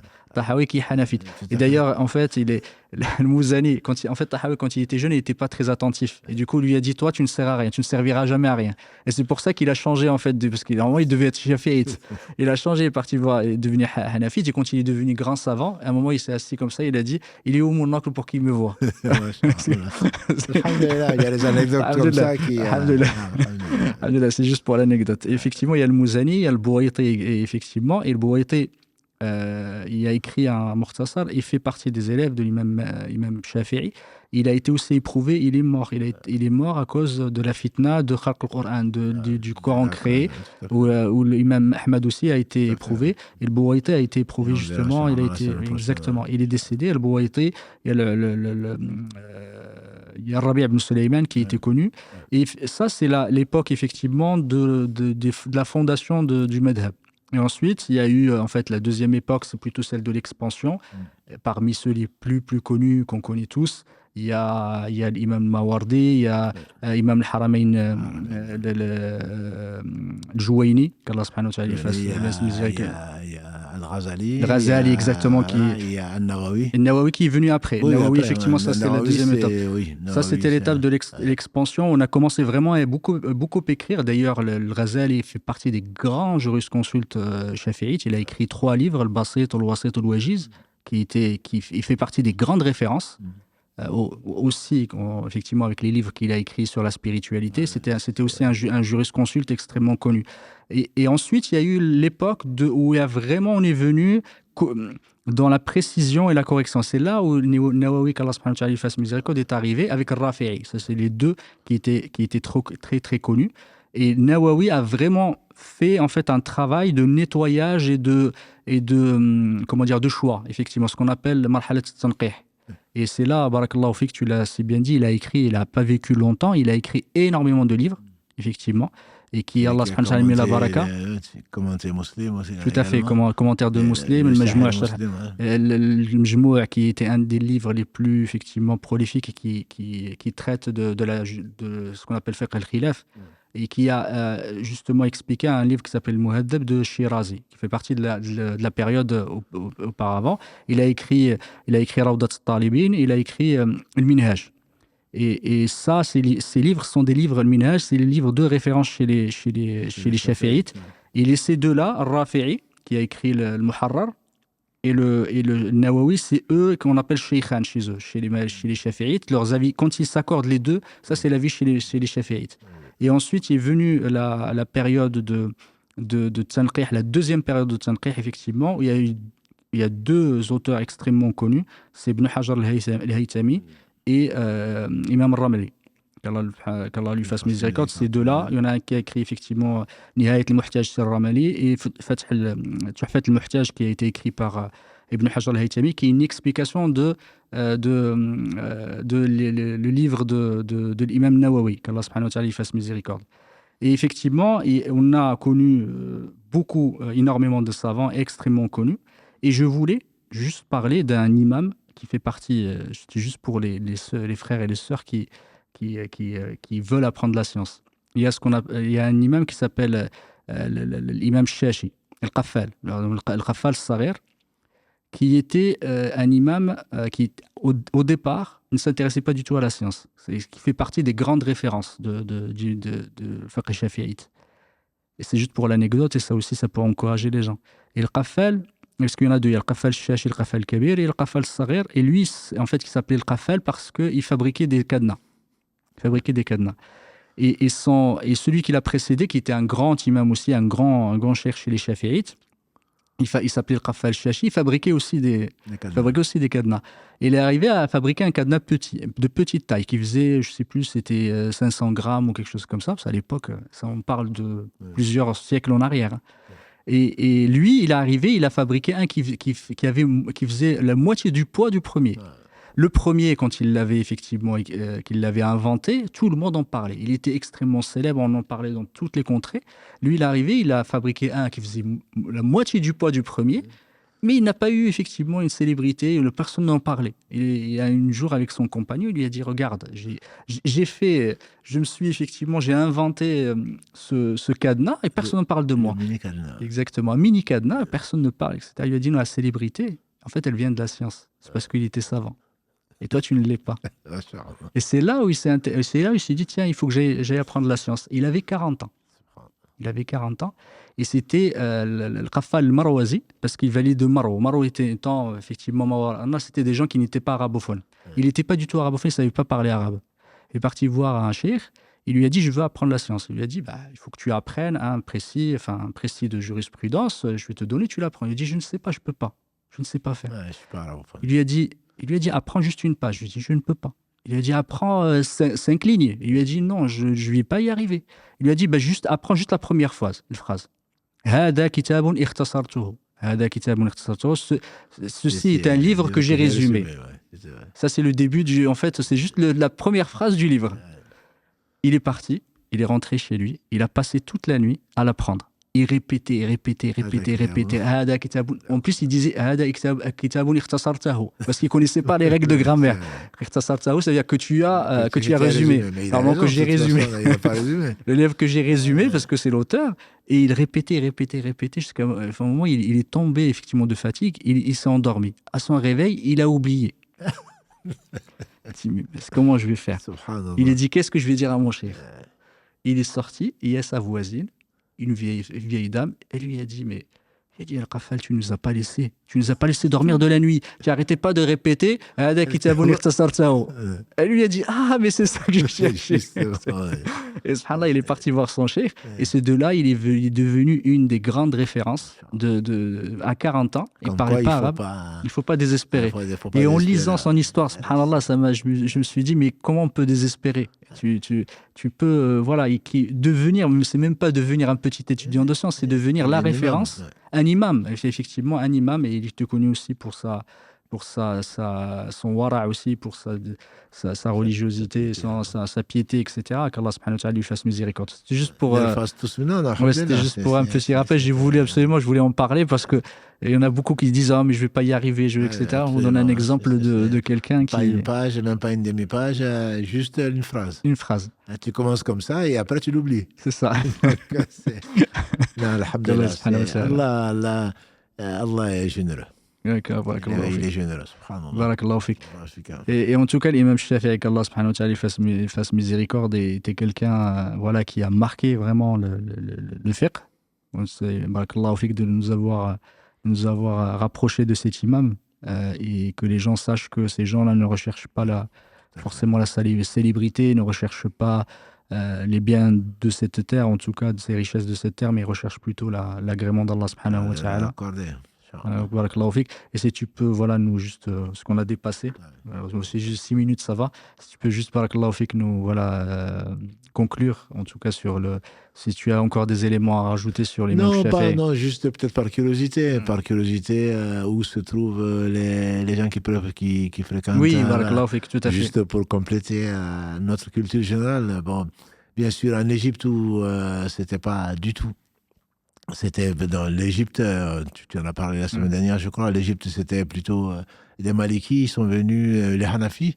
Dans les pays où il y avait des Hanafis, ils ont quand même pu pénétrer parce que on n'a pas eu le temps d'en parler, c'est que quand il est parti en Égypte, il y avait des Malikis purs et durs. Il ne fallait surtout pas critiquer l'imam et il ne voulait pas le faire. Et pour les Irakiens aussi, il ne fallait surtout pas, on dirait que c'est aujourd'hui, il ne fallait surtout pas avoir un avis qui divergeait. Donc, il a fini par écrire, quand il fasse miséricorde, les divergences avec Malik, les divergences avec les Irakiens. Bon, ça n'a pas aidé certainement, mais néanmoins, alhamdulillah, c'est là où Allah lui a montré sa personnalité. Il a aimé certainement ses imams et ses enseignants. Et donc, il y a des gens qui suivent le rite Shafi'i. Il y en a, on le connaît en Syrie, on le connaît au Liban, on le connaît au Khorasan et actuelle Jordanie. Et surtout, je dirais, pour ne pas l'oublier, on le connaît dans le pays le plus peuplé du monde, de musulmans, donc l'Indonésie. L'Indonésie a comme des millions de musulmans et centaines de millions de musulmans, et ils sont d'obédience chafiïte. Et ce sont nos frères, ce sont celui qui se réclament d'une autre école. Néanmoins, c'est que ce sont des gens, alhamdulillah, qu'Allah a guidé. On dit il n'y a pas eu de guerre, qui est par le commerce, par le comportement surtout des musulmans, et qui donc ont bénéficié de cette science, et que nous aussi nous sommes fiers donc d'appartenir à cette même religion, et surtout la méthodologie. Et comme tu as très bien conclu avec l'anecdote, il ne faut pas arrêter d'apprendre. Il ne faut pas arrêter d'apprendre jusqu'à rencontrer Allah subhanahu wa ta'ala, et tout ce qu'on aura gagné, surtout en cette nuit de la veille du 15 Sha'ban. Tout ce qu'on aura gagné certainement aura été sera présenté à Allah subhanahu wa ta'ala qui sait avant de nous avoir créés. Donc je pense qu'il ne faut pas, tant qu'il y a de la vie, disent les gens, il y a de l'espoir. Tant qu'il y a de la vie, je pense qu'il faut qu'on soit ambitieux. Et l'ambition doit se mesurer par rapport à ce que l'on a préparé pour soi pour l'éternité. Donc je demanderai, comme tu l'as fait à nos frères et sœurs, de prier pour nos imams, de prier pour le professeur sallam, bien sûr, les compagnons, les gens qui les ont suivis. Donc on est arrivé aujourd'hui à l'imam Shafi'i. Et d'être reconnaissant, et on ne les atteindra certainement pas par la valeur de nos œuvres, mais au moins de les aimer et de suivre leurs pas sans complexe, entre guillemets. Même si on n'arrivera pas à leur cheville, il faudrait quand même ne pas se décourager et apprendre et enseigner ce qu'on en apprend. Et puisque je finirai par ça, Allah a donné ce monde n'est-il pas maudit, a dit le prophète sallam. Maudit ce qu'il contient, sauf le rappel d'Allah, ce qui peut lui être assimilé, l'enseignant et l'élève. Voilà. Donc je pense qu'il faut qu'on soit de l'une des deux catégories et pas d'une autre. Et je terminerai juste après, on laissera effectivement le temps. Tu as parlé de cet épisode où l'imam Malik a hésité avant d'écrire effectivement la réplique au Malikites, à l'imam Shafi'i, pardon, à l'imam Malik. Et il a dit qu'il a hésité pendant une année à l'écrire. Et il demandait, effectivement, faisait ça, il demandait à Allah subhanahu wa ta'ala. Et ce que racontait Razi, il a dit ce qu'il a, et ça je veux juste rebondir sur la question du dogme. Il a dit une fois, qu'est-ce qu'il a décidé en fait à le faire, c'est qu'il a entendu qu'en Andalousie, il y avait des gens qui étaient malikites, justement, ils avaient le turban de l'imam Malik, tout à fait. Et qu'ils le portaient pour faire salat al-istisqa, pour demander à Allah subhanahu wa ta'ala justement de la pluie. Il disait que les gens, ils ont commencé à l'adorer, à adorer l'imam Malik. Il a entendu aussi que quand on disait, le prophète a dit, il disait non, l'imam Malik a dit.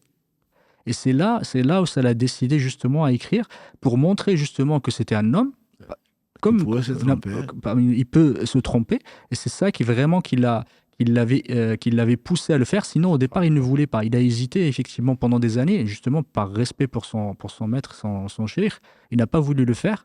Et vraiment, c'est vraiment pour un objectif bien précis qu'il a écrit ce livre-là. C'est extrêmement important, parce qu'on peut penser que c'est pour qu'il soit célèbre, qu'il montre lui aussi ses divergences, que ce qui l'a motivé et qu'Allah le compense par le meilleur. C'est plutôt l'amour d'Allah, l'amour de la vérité. Et bon, on aime bien le cheikh, mais bon, c'est là quand on arrive à la pire des injustices, qui est l'adoration même d'un imam, même de son cheikh. On fait dire à l'imam Malik ou à Ibn Abbas qu'Allah leur fasse miséricorde et qu'Allah les agrée. On prend de tout le monde, laisse de tout le monde, sauf de celui qui est dans cette tombe. Donc, s'agissant du prophète sallam, donc ce n'est pas l'amour d'un cheikh ou l'amour d'un enseignant, quel qu'il soit, qui doit l'emporter sur la vérité. Et c'est cette recherche de la vérité qui les a amenés à des conditions parfois très très difficiles. Qu'Allah leur fasse miséricorde. Amin, jazakallah khair, qu'Allah te récompense par le meilleur pour ces enseignements et te fasse profiter de cette science. Et barakallahu fik. Je pense qu'on est... Oui, salam alaikum Mohamed, salam alaikum Cheikh, barakallahu fikum pour vraiment tous ces riches enseignements. Salam alaikum à nos frères et nos sœurs qui nous suivent, salam alaikum Karim, barakallahu fik pour toute la partie technique. Alhamdoulilah, on a en tout cas appris beaucoup de choses. Et je reviendrai justement peut-être sur la question sur la nuit du 15 Sha'ban, parce qu'il y a pas mal de questions qui étaient déjà posées. Et en plus, comme tu l'as évoqué un petit peu, donc les questions se sont enchaînées. Mais je reviendrai un peu plus tard là-dessus. J'ai juste une question par rapport au sujet du soir. Vous avez parlé longuement donc, de l'imam Shafi'i, et vous avez dit qu'il a appris le Coran à 7 ans et Muwatta à 10 ans. Est-ce qu'on sait comment avec qui il a appris, et surtout quelles étaient les méthodes enseignées à cette époque-là pour, même si Cheikh, tu l'as dit, il était doué, donc, et Allah a donné à certains ce qu'il n'a pas donné à d'autres, comme tu le répètes si souvent. Mais est-ce qu'on sait, par exemple, quelles étaient les méthodes enseignées à cette époque-là pour peut-être pouvoir modestement s'en inspirer? Si Mohammed il a dit en particulier par rapport au Coran, il n'avait pas d'argent, il était pauvre. Et à l'époque, il fallait aller voir un enseignant pour le payer pour qu'il t'enseigne. Nous, ce n'était pas le cas, on ne payait pas, ce sont nos parents qui faisaient des cadeaux aux enseignants, etc. Ils ne demandaient pas de l'argent. Mais bon, c'est sûr que s'il vit un enseignant, il a bien besoin de vivre. Donc lui, avec c'est pas le modèle à suivre de ce point de vue, parce qu'Allah l'a doué. Il l'a doué d'une intelligence et d'une capacité de mémorisation qui était extraordinaire. De telle façon que quand il entendait, il retenait. Donc pour lui, pour le Coran et pour le Hadith, même pour le Muwatta, il suffisait de lire pour qu'il le retienne. Donc je pense pas, malgré la pertinence de la question, je ne pense pas qu'on doit tirer de sa vie une méthodologie pour apprendre. Parce que lui, c'était une mémoire vive. Alors, si aujourd'hui, dans vos ordinateurs, vous rachetez de la mémoire vive, lui, il n'en avait pas besoin. Voilà, c'est ce qu'il faut voir. Donc, l'imam Shafi'i, rien qu'à entendre quelqu'un en train de citer le Coran, ou l'enseignant Ibn Constantini, qui était en tout cas l'un de ses maîtres, rien qu'à entendre l'imam en train de réciter, il apprenait. Voilà, donc ce n'est pas comme ça c'est pas comme ça qu'on va nous apprendre, en tout cas, même si parmi nous, alhamdoulilah, il y a des gens qui ont une excellente mémoire.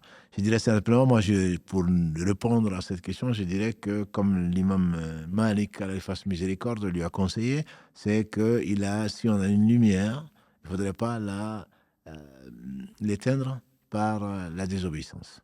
Voilà, on ne peut pas, c'est deux choses qui sont contradictoires. La science, je parle de la science, la révélation est incompatible avec la désobéissance. Il ne s'agit pas d'accumuler, ce n'est pas de l'instruction comme on a tendance, on lit des livres, on va à l'école, on fait ceci, ce n'est pas la même chose. C'est quelque chose qui est fait, la science est une chose qui est donnée à celui que Allah aime. Man yuridillahu bihi khayran yufaqihuhu fid-din, a dit le prophète sallallahu alayhi wa sallam. Celui à qui Allah veut du bien, il lui fait comprendre sa religion. Or, le fiqh, c'est bien ça le fiqh, c'est la jurisprudence. Allah lui fait comprendre sa religion, ça veut dire qu'il lui fait aimer, il lui fait pénétrer dans le cœur et il va le traduire par donc ses actes. Et donc cette lumière-là, il ne faut pas l'éteindre parce que, comme l'a dit le prophète sallallahu alayhi wa sallam, chaque fois que le fils d'Adam fait un péché, un point noir vient se mettre sur son cœur. Quand il demande pardon, Allah l'efface. S'il ne demande pas pardon, il y a une somme donc de points noirs qui viennent rouiller son cœur. Et il a récité le verset que l'on connaît de la sourate Al-Mutaffifin, Kalla bal rana ala qulubihim ma kanu yaksibun. Oh que non, leur cœur entier en fait rouillé pour ce qu'ils ont fait. Et donc il est clair que quand on veut cette science-là, on n'est pas parfait. Le professeur sallam est le meilleur des hommes. Mais on fait tous Kulbadi Adam Khata, comme il a dit, chacun d'entre nous est soumis à l'erreur. Et les meilleurs d'entre eux, c'est ceux qui reviennent à Tawaboun, ceux qui reviennent vers Allah repentant. Donc il ne faut pas cesser de demander pardon à Allah subhanahu wa ta'ala. S'il y a une seule leçon à me conseiller, à mes frères et sœurs, c'est de multiplier la demande de pardon, mais sincère. Pas de faire comme le perroquet, astaghfirullah, prendre un chapelet, mais vraiment de demander pardon à Allah. Chaque fois qu'on pense à Allah, c'est de demander pardon à Allah. Parce que c'est en demandant pardon à Allah, si on est sincère, Allah nettoie le cœur, et c'est ce cœur qui est le réceptacle. Le réceptacle de cette lumière-là, comme l'a dit le prophète sallam, il y a un morceau de chair dans le cœur, dans le corps. S'il est saint, c'est tout le corps qui est saint. S'il est corrompu, c'est tout le corps qui est corrompu, n'est-ce pas que c'est le cœur, comme il a montré alayhi salatu salam. Allahu a'lam. Je reviendrai sur une question sur le sujet des choix, notamment les gens veulent savoir où est-ce qu'on peut trouver toutes ces belles histoires que Mohamed raconte, mais on y répondra peut-être un peu plus tard parce qu'on a déjà des appels et on ne voudrait pas les faire attendre, Inch'Allah. Donc je vous propose de prendre un premier appel, Inch'Allah. Allô, salam alaikum. Alaikum salam wa rahmatullah. Vous êtes en ligne, vous écoutez, Inch'Allah. Moi, j'avais une question en fait sur les 4 imams. Qui a enseigné qui a été l'élève de qui, et est-ce que Bukhari et Muslim ils sont venus avant eux ou après eux? Non, je pense que si Mohamed en a déjà parlé, surtout dans la première, qui a été l'élève de qui, c'est que l'on sait, historiquement parlant, c'est l'imam Malik qui a enseigné, comme on a vu ce soir, pendant 10 ans, celui qu'on a traité aujourd'hui, donc à Shafi'i. Shafi'i, pendant son enseignement, il a enseigné pendant, on dit, 9 ans à la Mecque, où l'imam Ahmad, donc qui est le 4e des 4, a assisté, il n'est pas le seul, bien sûr, et bien d'autres. Et en fait, Ahmad, c'est l'un des plus, on le verra la semaine prochaine, Inch'Allah, c'est l'un des maîtres del Bukhari et Muslim. Donc, dans le sens, c'est Malik, Shafi'i, Ahmad, Bukhari, qui a été un élève, qui a été un maître de Muslim également. Mais bon, ça, peut-être qu'on le verra plus tard, Inch'Allah, mais c'est dans cet ordre-là. C'est dans cet ordre-là, c'est Bukhari et Muslim ne sont venus, parce que l'imam Ahmad, on le verra la semaine prochaine, Inch'Allah, c'est l'un des plus grands savants du hadith. Et donc le Bukhari, c'est beaucoup, il a écrit le Musnad, entre autres, qui contient des milliers de hadiths. Donc c'est Bukhari et Muslim, surtout le Bukhari, avec les règles qu'il a imposées, qui a été le plus célèbre, entre guillemets, parmi les muhaddithines. Et Muslim est également un très grand savant du hadith, et c'est un des élèves de Al-Bukhari. Donc c'est Muslim, le Bukhari, Ahmad, Shafi'i et Malik. Si on s'arrête à ces 6 ou 7 savants. Barakallahu fik, Cheikh, pour la réponse. Barakallahu fik, mon frère. Allah vous récompense par le meilleur. Jazakallah khairan, toi. Barakallahu fik. Salam alaikum. T'as notre appel, Karim? Allô, salam alaikum. Oui, salam alaikum. Alaikum salam. Barakallahu fik. Voilà, donc je vous appelle, ça serait pour... je suis en direct? Oui, on vous écoute. Barakallahu fik. Ça serait pour poser une question, j'ai rejoint un peu tard, je ne sais pas si vous en avez parlé ou pas. Ça serait sur le jeûne de ce mois-ci. Alors, je voulais savoir si on voulait faire comme le prophète sallallahu alayhi wa sallam, est-ce qu'il fallait jeûner 15 jours, ou parce qu'on m'a dit que c'était détestable de jeûner les 15 derniers jours, en fait. Non, quand on a l'habitude de jeûner le lundi et le jeudi. Non, on en a parlé il y a 15 jours, probablement, voilà, on en a parlé. Le prophète sallam jeûnait beaucoup. Il jeûnait beaucoup, alayhi salatu wassalam. Il jeûnait pas un mois entier, si ce n'est le ramadan. Et en dehors du ramadan, c'est le mois qui jeûnait le plus. Simplement, c'est encadré, entre guillemets, par d'autres hadiths. Pourquoi? Parce que nos actes sont présentés à Allah subhanahu wa ta'ala. Pendant ce mois-là, et donc, il aimerait que le jeûne en fasse partie. Et on a ouvert une parenthèse pour dire qu'il n'y a pas que le jeûne, ce sont nos actes qui sont présentés à Allah. Le jeûne est très bien. Souvent, les gens ne retiennent que le jeûne, qui est sans équivalent. Mais il faut également, si on peut prier plus, si on peut donner plus, si on peut faire plus de bien, il faut le faire. Donc, il a dit, quand la moitié de Shaban arrive, arrêtez de jeûner. Arrêtez de jeûner. Les savants ont expliqué que c'est peut-être pour prendre des forces. D'autres disent que non, c'est plutôt ça c'est le fait de fermer la porte au fait de passer le Sha'ban insidieusement jusqu'à Ramadan. Donc il faut vraiment faire une coupure. Celui qui jeûne le jour de doute, ça c'est un hadith aussi d'Abu Huraira, si ma mémoire est bonne, celui qui jeûne le jour de doute a désobéi à Abul Qasim, a désobéi au prophète sallallahu. Donc il ne faut pas jeûner le dernier jour, sauf, encore une fois, si on a des jours de dette, notamment dans ce qu'on a raté à cause de la maladie, à cause des menstrues ou de l'oshi. Donc, que pour ceux qui sont d'avis qu'il faut rattraper quand on est enceinte, etc. Donc, on n'a pas pu jeûner, ça c'est l'avis majoritaire, mais on ne va pas rentrer dans ce détail-là. Si on doit donc des jours, on peut les rattraper. Celui qui jeûnait lundi et jeudi, ou d'autres jours, peut-être, parmi nous, il y a des gens qui jeûnent un jour sur deux, le jeûne de Daoud, alayhi salam, ceux-là peuvent jeûner jusqu'au dernier jour. Celui qui est habitué à jeûner peut jeûner. Par contre, on ne commence pas à jeûner le 15. Voilà, c'est-à-dire à partir du... Voilà, non, mais c'est dans cet esprit-là, disent les savants, en tout cas la majorité, c'est-à-dire il faut rendre le jour, les dettes sont des dettes, et les dettes vis-à-vis d'Allah sont plus importantes que les dettes vis-à-vis de ses créatures.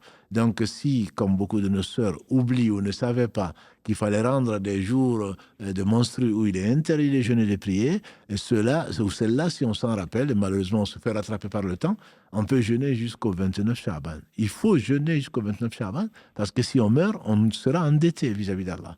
Donc, quand on a des dettes, on le fait. Celui qui également a fait un vœu, il a fait un vœu de jeûner un mois consécutif qu'il lui a demandé. Personne ne lui a demandé, mais il a fait le vœu de le faire. Celui-là, il ne doit pas arrêter parce que c'est le 15 Shaban. Mais ceux qui jeûnent pour faire la sunna, qui est très importante, mais qui n'est pas une obligation, doivent s'arrêter. Je ne dirais pas détestable, mais en tout cas, le prophète sallam a dit qu'il faut s'arrêter. S'il dit il faut s'arrêter, il faut s'arrêter. C'est mieux de s'arrêter. Alors, vaut mieux s'arrêter, ou parce que moi, par exemple, j'ai fait que 7 jours, Oui. j'ai pas fait les 15 jours parce Oui. que je pouvais pas les faire malheureusement. Et est-ce que, parce que je voudrais faire comme, le mieux c'est quoi? C'est de s'arrêter ou de quand même, j'ai l'habitude de jeûner le lundi et le jeudi. Tu Ou continues, de lundi, continuer, mais tu continues lundi et jeudi, mais tu ne fais pas lundi, mardi, mercredi, jeudi parce que tu veux avoir plus de... Parce qu'il a dit qu'il faut s'arrêter. Celui qui a l'habitude de jeûner, a-t-il dit, qu'il continue à jeûner. Donc là, D'accord. il n'y a aucun problème. Tu peux jeûner jusqu'à, Dieu seul sait si ce sera lundi le ramadan ou pas, en tout cas jusqu'au jeudi avant le ramadan ou au lundi avant le ramadan. Il n'y a aucun problème. Je ne connais pas de divergence chez les savants dessus. Là, il n'y a pas de problème, Charles. Et j'avais, barakallahu fik, et j'avais une question très importante pour les personnes qui ont commencé à Normalement, prier ma tard. soeur, excusez-moi, normalement, c'est juste d'accord. juste une question parce qu'il y a beaucoup de monde qui appelle déjà. Donc, barakallahu fik, déjà, en tout cas pour la question. Et on est obligé de prendre d'autres personnes. Barakallahu fik. Salam alaikum. Alhamdulillah. Vas-y. Salam alaikum. Alaikum salam. C'est Samira, pardon pour la voix. J'ai un peu mal à la gorge. Je voulais savoir une chose. Une personne je sais qu'Allah Azza wa Jal pardonne tous les péchés, même le meurtre, parce que j'avais entendu la fameuse histoire de l'homme qui avait tué 99 fois et qui avait été pardonné. Je voulais savoir qu'en est-il d'une personne qui a commis un meurtre et qui est pardonnée par Dieu, mais pas par la famille. Que se passe-t-il pour ce dernier si la famille de la victime ne le pardonne pas? Normalement, dans l'islam, alhamdoulilah, ce sont des choses qui étaient connues chez les Arabes, que l'islam est venu, confirmer, entre guillemets, c'est le prix de sang. Le prix de sang est connu chez les Arabes, c'est 100 chameaux, si ma mémoire est bonne, à moins que ça ait changé. Voilà, donc il doit payer ce prix-là s'il peut. S'il peut, s'il ne peut pas, ça s'attribue où les gens se cotisent pour payer. D'où l'idée d'ailleurs de la mutuelle ou tout le reste, de mutualiser les choses pour venir en aide. Ça, l'islam l'a institué. Je ne parle pas des assurances, je parle de la mutuelle. L'islam est venu l'instituer justement par solidarité pour ceux qui en sont éprouvés. Voilà, donc s'il peut payer, s'il ne peut demander l'aide donc de ses plus proches, si c'est possible, de le payer. Et s'il ne peut pas, c'est Allah qui va le payer. C'est Allah qui va le payer. Allah est miséricordieux. La yukallifullahu nafsan illa wus'aha. Il n'a rien. Il a demandé sincèrement pardon à Allah. Et s'il ne peut pas, c'est Allah qui va donc compenser sa famille qui réclame ce qu'il n'a pas. C'est Allah qui va le compenser par de bonnes actions. Wallahu a'lam. D'accord. Barakallahu fik, ma soeur Samira. Est-ce que tu as un autre appel, Karim? Alhamdulillah. Allô, salam alaikum. Oui, salam. Alaikum salam. En fait, j'avais une question. Tout à l'heure, vous disiez qu'on ne peut pas comprendre le Coran si on ne passe pas par les hadiths. Est-ce que c'est bien ça? Il faut d'abord comprendre les hadiths pour pouvoir comprendre le Coran? C'est pas d'abord. On a fait la science du Coran avec Si Mohammed, barakallahu fi. Il a fait la science des hadiths quand j'étais absent. C'est que les deux, on ne peut pas prendre le livre. Je ne dis pas que Qul Allahu Ahad dit Allah est unique. On n'a pas besoin de hadith pour ça. Mais c'est quand on veut comprendre le message qu'Allah a envoyé. Allah envoie un message global, notamment chez l'imam Shafi'i, c'est ce qu'il utilise ou ce que les savants utilisent. Le message, il est global. Pour le détailler, il a envoyé un prophète sallam pour l'expliquer. Voilà, donc on ne peut pas dire Allah, voilà ce qu'Allah dit, donc on ne peut pas en tirer, c'est ce que je voulais dire. On peut pas c'est pas qu'on ne peut pas comprendre, on ne peut pas en tirer des règles sans passer par le hadith. D'accord. Voilà, c'est dans cet esprit-là. Il ne s'agit bien entendu pas de dire, bon, ben moi je vais d'abord apprendre le hadith, je n'ai jamais pensé ça, et encore moins le dire. Et qu'on doit lire le Coran est un livre d'Allah subhanahu wa ta'ala, il est parfait, il sert à nourrir le cœur, il sert à orienter les gens.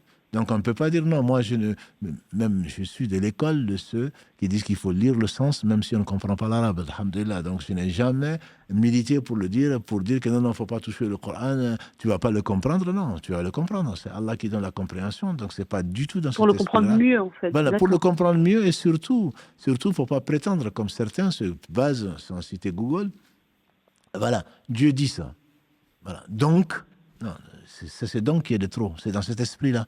Il ne faut pas tirer des règles parce que Dieu dit ça donc. Et là, on se prend pour ce qu'on n'est pas, parce que pour être savant, entre guillemets, Allah seul est savant, il faut avoir une vision globale. C'est dans cet esprit-là, le fait de nourrir son cœur, ce pourquoi le Coran a été envoyé, c'est indispensable. Et alhamdulillah qu'il y a le mois de Ramadan, malheureusement pour beaucoup d'entre nous, on n'a pas le temps de lire le Coran si ce n'est pas le Ramadan et de l'écouter. Donc c'est pas du tout pour dissuader les gens de lire le Coran en disant que je ne vais pas le comprendre parce que je ne connais pas le hadith. Je parle de la science, de la compréhension du Coran ne peut pas aller sans la connaissance du hadith. C'est ça que je voulais dire. Mais tu fais bien de poser la question au moins pour clarifier, Inch'Allah, yani, ce qui a été dit. D'accord, barakallahu fikum en tout cas, merci beaucoup. Assalamu alaikum. Wa alaikum assalam wa rahmatullah. Alhamdulillah, il y a beaucoup d'appels. Juste avant d'en prendre un autre appel, Cheikh, tu as parlé donc du jeûne du Chaban. Beaucoup de gens posent la question sur la nuit du 15 Chaban. Qu'est-ce qu'il est recommandé de faire ou de ne pas faire? La nuit du 15 Chaban, le prophète sallam a dit, Allah subhanahu wa ta'ala, d'après Mu'adh ibn Jabal, qu'Allah l'agré, le prophète sallam dit que Allah observe Allah observe la nuit du mi-Chaban, donc ses serviteurs, et il pardonne à tous ses serviteurs, sauf l'associateur, donc le mushrik, et le shahin, qui est quelqu'un qui est en contradiction. Il y a beaucoup qui est en dispute, on traduit ça généralement, mais c'est également en contradiction avec la sunna du prophète sallam, c'est-à-dire qui n'est pas en conformité avec cela. Donc, cette nuit-là, il y a rien de spécial à faire. Il n'y a aucune preuve pour dire qu'il faut faire autre chose qu'une nuit normale, comme on est en train de faire, on est en train d'adorer Allah subhanahu wa ta'ala. Nos auditeurs sont en train de nous écouter et on espère prier pour nous. Donc il n'y a rien de spécial. Et ce que l'on entend parfois, qui sont des dires qui ont été inventés. Notamment, on fait dire au prophète sallallahu alayhi wa sallam, celui qui, ya Ali, on lui fait dire, ya Ali, celui qui fait 2 raka'a. Non, celui qui fait 100 raka'a. 100 raka'a la nuit du 15 Sha'ban. En récitant dans chaque raka'a 1000 fois Qul Allahu Ahad, tout ce qu'il demande à Allah, il va l'accepter. Je ne vois pas quelqu'un qui pourrait faire ces 100 raka'a dans la nuit en lisant 1000 fois. Et je pense qu'il dormira avant cela. Et de toute façon, le hadith, il a été inventé. C'est un hadith mawdoua. Et également, un autre hadith qui aurait dit, c'est un hadith, mais on ne va pas remonter au prophète sallam, qui aurait dit que la nuit du 15 Sha'ban, tout ce que tu demanderais à Allah subhanahu wa ta'ala, donc il va te l'accorder, et donc qu'il faut jeûner le jour le 15 et qu'il faut veiller la nuit du 15. Tous ceux-ci sont des hadiths qui sont plus que faibles, sont des hadiths qui sont inventés. D'où l'importance de ces savants, qu'Allah les bénisse, notamment ceux qui sont venus avant et ceux qui viendront après Al-Bukhari et tout le reste, qui ont fait la science des hommes, qui ont fait la science de vérification, pour qu'on ne fasse pas dire au prophète sallam ce qu'il n'a jamais dit. Parce que s'il l'a dit, c'est que c'est vrai, comme on le sait. Donc il faut faire très attention. Et dans l'adoration, je sais qu'il y a beaucoup de questions, beaucoup de demandes. Dans l'adoration, le principe, c'est tawqifi. On n'a pas parce que c'est aujourd'hui, c'est le 15, mais je ne vais pas dormir. Que tu jeûnes, alhamdulillah, les jours blancs, comme beaucoup de nos sœurs, beaucoup de nos frères, c'est-à-dire vendredi, samedi et demain dimanche, c'est très bien, c'est une sunna. Mais je ne vais pas jeûner spécifiquement dimanche parce que c'est le 15 Sha'ban. Celui qui le fait, il fait une innovation. Il fait une innovation. Allah n'accepte pas l'innovation, comme l'a dit le prophète sallam. Celui qui apporte à notre affaire celle-ci, ce qui n'en fait pas partie, d'après le hadith d'Aïcha, est à rejeter. Ce qui n'en fait pas partie, c'est ce que je n'ai pas apporté, sallallahu alayhi wa sallam, et donc est à rejeter. Donc ce n'est pas la peine de se lever spécifiquement ce soir-là. Mais si tu as tendance, alhamdulillah, tous les soirs, à te lever pour prier pendant 2 heures, pendant 3 heures, en train de pleurer sur tes péchés, mais surtout ne dors pas ce soir. Profites-en pour prier, pour faire la même chose. Mais il n'y a rien de spécifique qui a été authentifié venant du prophète sallam ou de ses compagnons.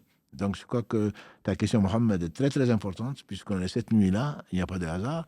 Allah a voulu donc que ces questions soient posées, et le mieux, c'est de continuer à adorer Allah subhanahu wa ta'ala, à multiplier les bonnes actions, pas spécifiquement. Celui qui le fait dimanche, il va se reposer lundi, mardi, mercredi et jeudi prochain, en attendant le Ramadan. Non, pas du tout. Pas du tout. Donc il faut multiplier les bonnes actions, parce qu'Allah seul sait qui vivra la fin de Sha'ban, et encore moins qui vivra, encore plus qui vivra donc le mois de Ramadan. Il faut profiter de chaque moment, il faut profiter de chaque seconde pour remercier Allah et, comme on a dit tout à l'heure, pour lui demander pardon, parce que c'est lui qui accueille le repentir. Et si on veut vraiment le rencontrer sans péché, forcément, il faudrait s'évertuer à demander souvent pardon à notre Seigneur subhanahu wa ta'ala, qui mérite tout l'amour subhanahu wa ta'ala. Barakallahu fik, Cheikh, pour cet éclaircissement. Je vous propose de prendre un autre appel, Inch'Allah. Salam alaikum. Wa alaikum salam wa rahmatullah. Barakallahu fik. Je suis contente. Alors, je voulais poser une question concernant les ruqya à distance. Et en fait, c'est un oustaz qui est à distance en Côte d'Ivoire et qui fait une grande ruqya à distance. Donc, il a dit de se connecter et qu'on allait faire une ruqya à distance cette nuit. Bon. Au début, il avait dit d'envoyer... Oui, cette nuit, aujourd'hui, cette nuit-là, il a déjà commencé, mais ça bug, ça coupe. Alhamdulillah que ça bug. Alors, je ne sais pas si c'est... Et ça coûte combien la connexion? Eh bien, rien, c'est parce que c'est sur TikTok. Parce qu'au début, il avait dit d'acheter un kit. Alors, moi, j'ai dit... Alors, il a dit d'envoyer 100 € pour qu'il nous envoie un kit. Donc, sachant pas ce qui se trouve dans ce kit, moi, j'ai eu peur. J'ai dit non. Enfin, j'ai pas envoyé. Bon, il a dit que même si on n'achète pas le kit, on peut participer à la grande prière de ce soir. Donc, il a prié sur le prophète tout à l'heure. Il a dit de faire 2 rakats. Après, il est en train de dire Ayat al-Kursi. Donc, toute la nuit, c'est des prières. Donc, maintenant, je sais pas si c'est shirk, c'est pas shirk. Alhamdulillah, vous avez bien fait de suivre le live, je dirais. Vous avez bien fait de suivre le live et de ne pas dépenser les 100 €. Surtout, bon, ça doit coûter 100 €, je ne sais plus, ça fait combien de 1000 francs CFA. Non, alhamdulillah. Non, la ruqya, on a passé très peu de temps dessus, mais on a passé quelques heures à en parler. Donc la ruqya, c'est vraiment la guérison d'Allah subhanahu wa ta'ala qu'il apporte au travers de son livre, au travers des hadiths du prophète sallallahu alayhi wa sallam. On n'a pas besoin de qui que ce soit pour faire la ruqya. Et malheureusement, les gens vont chercher ailleurs parce qu'on finit, imaginons simplement que le 15 Sha'ban, que cet homme dise faire la ruqya et que finalement ça marche. Allah nous éprouve par ça. On finit peut-être soit par adorer la nuit, soit par adorer l'homme. Dans tous les cas, on aura perdu sa religion.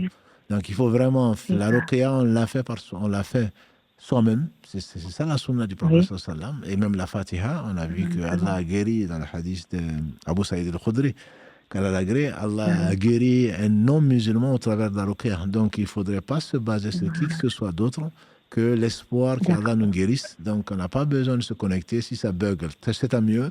Lisez la Fatiha, les 3 dernières sourates, demandez sincèrement à Allah de vous guérir et il vous guérira. Sa promesse est vraie. Voilà, votre Seigneur a dit donc de invoquez-moi et je vous répondrai. Donc il n'y a pas de doute dessus. Faites-vous vous-même la ruqya et si ça bug, je vous dirais c'est à mieux. Tant mieux. Parce que moi, j'ai un fils qui est malade. Alors, ils disent que c'est mystique. Ça fait des années. Il a eu son bac et tout, mais il est couché. Bon, il se lève, il va, il revient. On a fait plusieurs ruqya à domicile. Ils sont venus. Mais après, là, chaque fois qu'il y a quelque chose comme ça, je suis une maman. Alors, je me dis, peut-être ça va marcher. Mais ça, parfois, il y a un 6e sens qui me dit stop, quand même, ne va pas. Pour ça, quand je commence à poser des questions, c'est que j'ai un doute. Donc, subhanallah, j'étais à la Mecque, j'ai prié, j'ai dit, il ne faut pas que je gâte tout ce que j'ai fait. Donc, que je me renseigne auprès des savants comme vous qui savez beaucoup de choses. On n'est pas savants.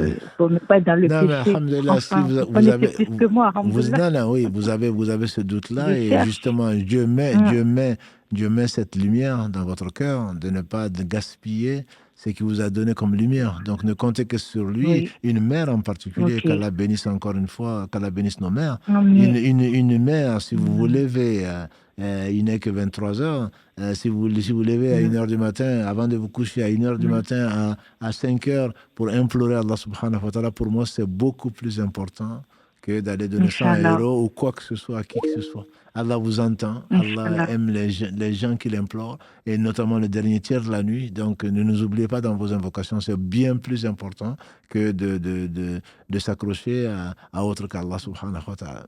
Et qu'Allah guérisse cet enfant et ainsi que tous les malades. Amen. Barakallahu fik, ma soeur, qu'Allah vous apporte la sérénité. Salam alaikum. Karim, notre appel? Allez.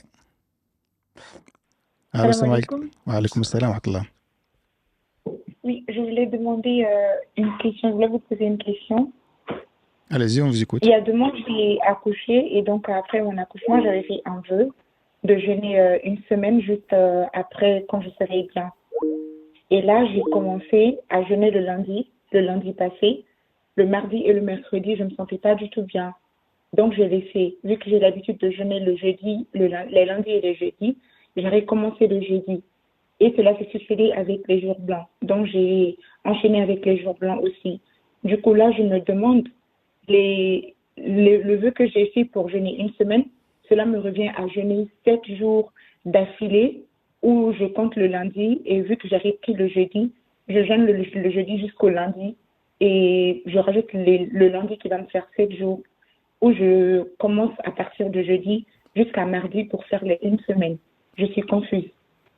Alhamdulillah, vous n'avez pas à être confuse, mais surtout, vous n'avez pas à faire de vœu. Le vœu n'est pas quelque chose de recommandé dans l'islam, mais si vous le faites, effectivement, vous devez le tenir. Le vœu ne vous apporte rien du tout. Ça vous permet, alhamdulillah, de jeûner, tant mieux pour vous, mais vous n'avez pas à faire de vœu. Allah n'a besoin de personne et on n'a pas besoin de lui promettre quelque chose pour qu'il nous donne. Bref, ce n'était qu'une parenthèse. Maintenant, ça dépend de votre vœu. Le vœu, si vous avez voulu, et Allah sait ce que vous avez fait comme vœu, j'ai voulu jeûner, j'ai promis à Allah de jeûner une semaine consécutive. Si c'est ce que vous avez fait, eh bien, si vous avez arrêté pour autre chose que la maladie ou pour autre chose que les menstrues, pour ça, si vous n'avez pas d'autres raisons, alors il vous faut recommencer.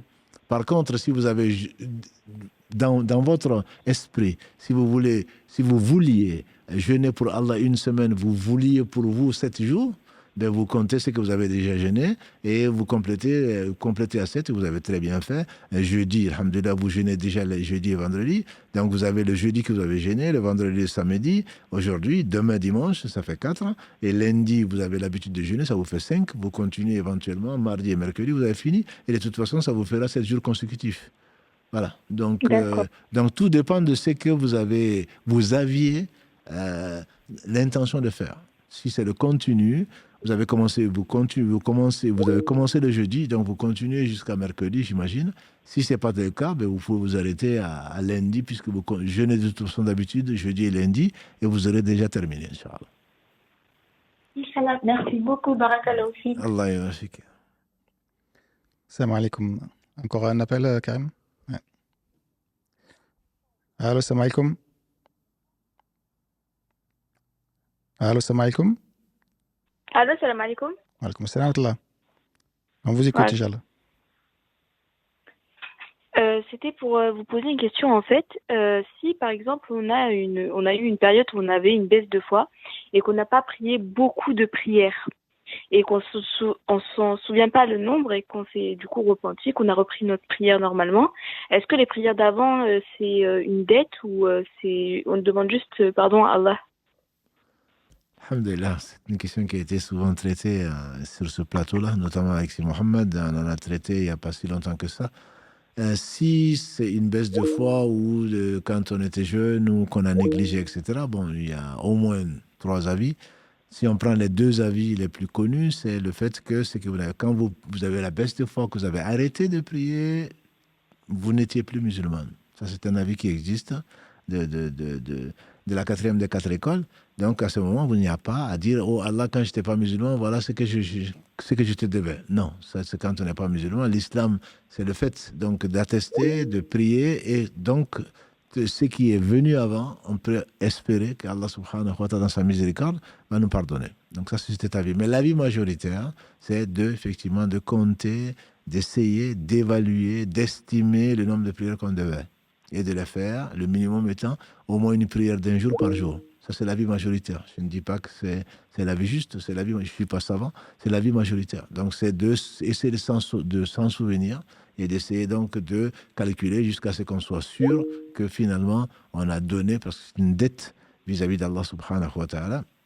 Le troisième avis, c'est le fait de demander pardon à Allah et de multiplier les bonnes œuvres, notamment les prières, que ce soit pour le tarawih, pour le mois béni à venir, ou pour les prières de nuit, et continuer à demander pardon à Allah et en espérant sur sa miséricorde. Donc bon, je ne vais pas vous aider pour dire, moi je préfère tel ou tel autre avis.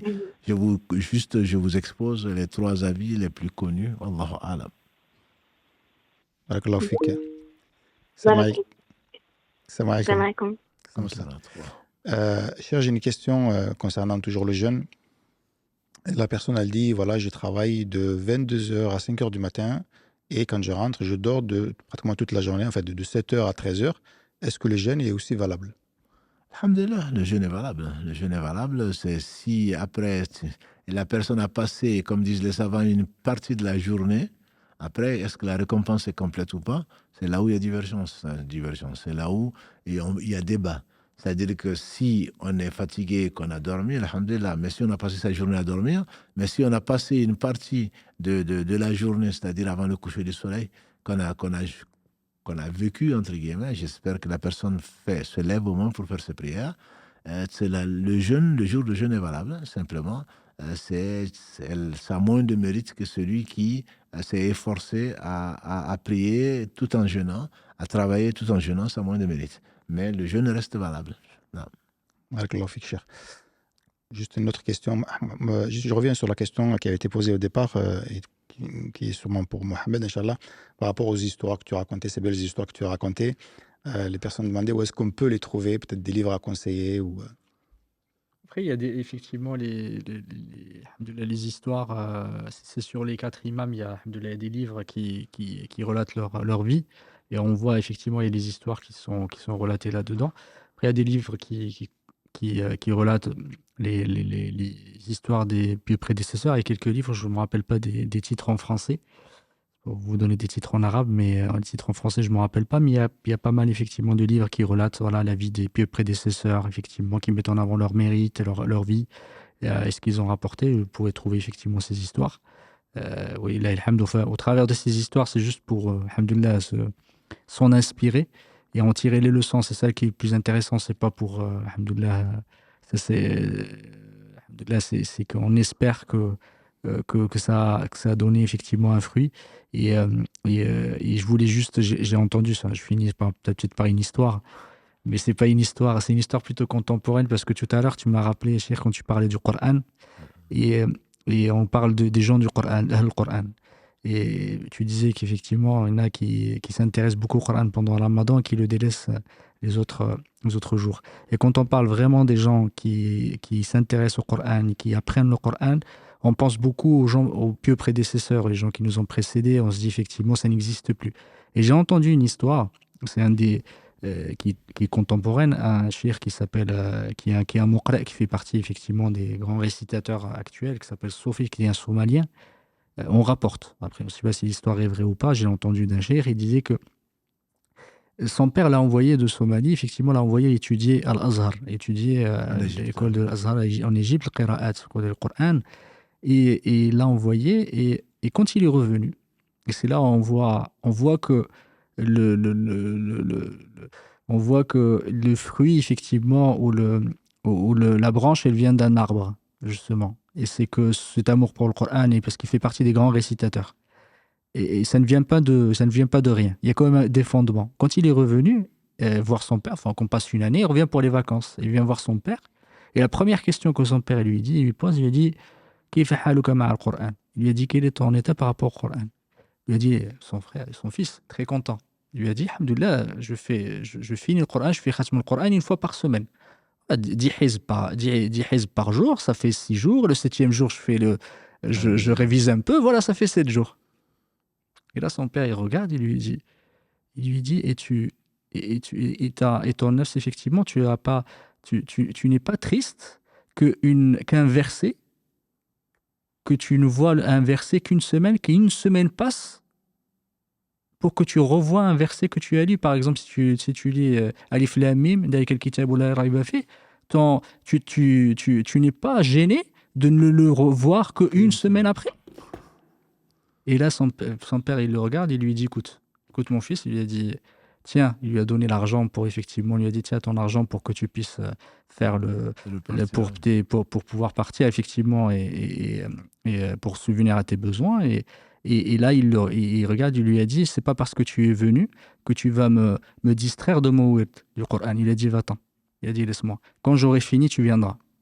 Et c'est là on voit, pour lui, le Coran, c'était la priorité. Il n'était pas quelqu'un qui est son fils, il vient, effectivement, ça fait 1 an qu'il ne l'a pas vu, il lui aurait dit, mon fils, effectivement, il aurait tout délaissé. Mais lui, non, il lui est venu, il lui a parlé 2 minutes, il lui a dit, maintenant, c'est Moued. Il a dit du mot du Coran, tu ne vas pas me déranger. Il a dit, va-t'en, tu reviendras plus tard.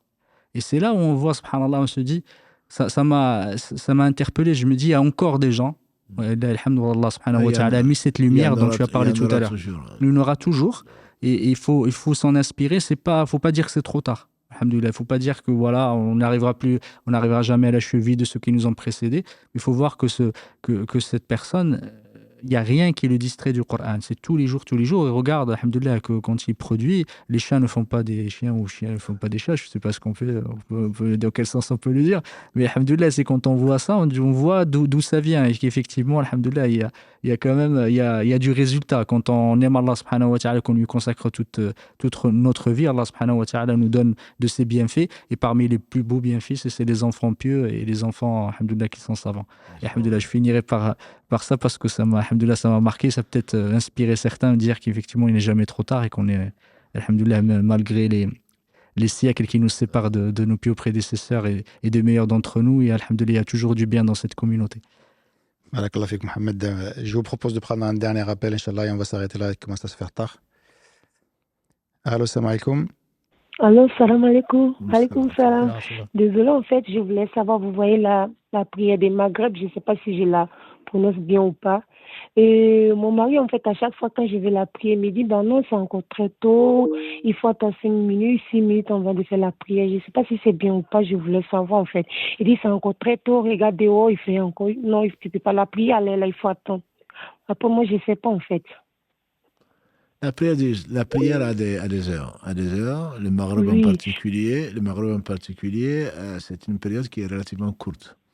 Bon, il ne s'agit pas effectivement de laisser, de tout laisser pour prier en 5 minutes, mais le Maghreb en général, c'est une trentaine de minutes, ça dépend de la longitude, etc. Donc, une fois que l'obscurité arrive, je ne sais pas de quel pays vous appelez, j'imagine que c'est de la France. Je suis en France, en fait. Je suis en France, à l'Île-de-France, à Paris. L'Île-de-France, vous voyez. Vous êtes à l'Île-de-France, une fois que les horaires sont fiables, une fois que vous voyez le Maghreb, ça veut dire que le Météo France dit que le soleil s'est couché, entre guillemets, c'est le coucher du soleil, vous pouvez prier.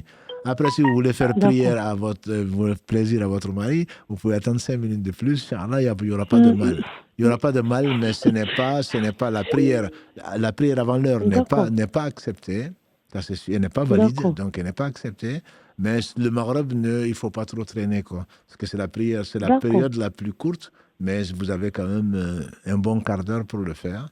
Mais dès que l'heure entre, alhamdoulilah, vous pouvez la faire. Vous pouvez la faire et elle est valable, Inch'Allah. Ok, d'accord. Merci beaucoup, c'est gentil. Barakallahu fik, assalamu alaikum. Effectivement, il commence à se faire tard. Je cherche juste une dernière question écrite, Inch'Allah. Elle est peut-être un peu marrante d'ailleurs. Quand on est à la mosquée, quand on est en pleine prière, dans un rang au milieu de la mosquée, et qu'on est à côté d'une personne qui est désagréable, on va dire. Donc, soit par l'odorat, soit par des bruits après avoir mangé, pour ne pas dire exactement. Est-ce que si vraiment ça nous déconcentre à un point où on ne peut pas tenir à côté de la personne, est-ce qu'on est autorisé de quitter le rang, de passer à l'arrière, de reprendre la prière? Il faut patienter. Et ensuite conseiller à ce frère ou lui offrir un parfum ou je ne sais quoi, amener une anecdote, quelque chose où si on le voit discuter avec quelqu'un, au lieu de parler directement à la personne, peut-être passer par son ami ou par son collègue qui trouvera, grâce à Allah, le moyen de le faire changer d'habit ou de moins bailler ou de rôter, comme ça arrive malheureusement. Et le prophète nous a mis en garde vraiment contre les mauvaises odeurs. Et il aimait particulièrement le parfum. Et pourtant, il avait le meilleur parfum, sallallahu alayhi wa sallam, sans parfum. On n'a jamais, ceux qui le connaissent, n'ont jamais senti un parfum meilleur. Au point qu'on a recueilli sa sueur pour en faire un parfum. Pour en faire un parfum, je veux dire, pour garder.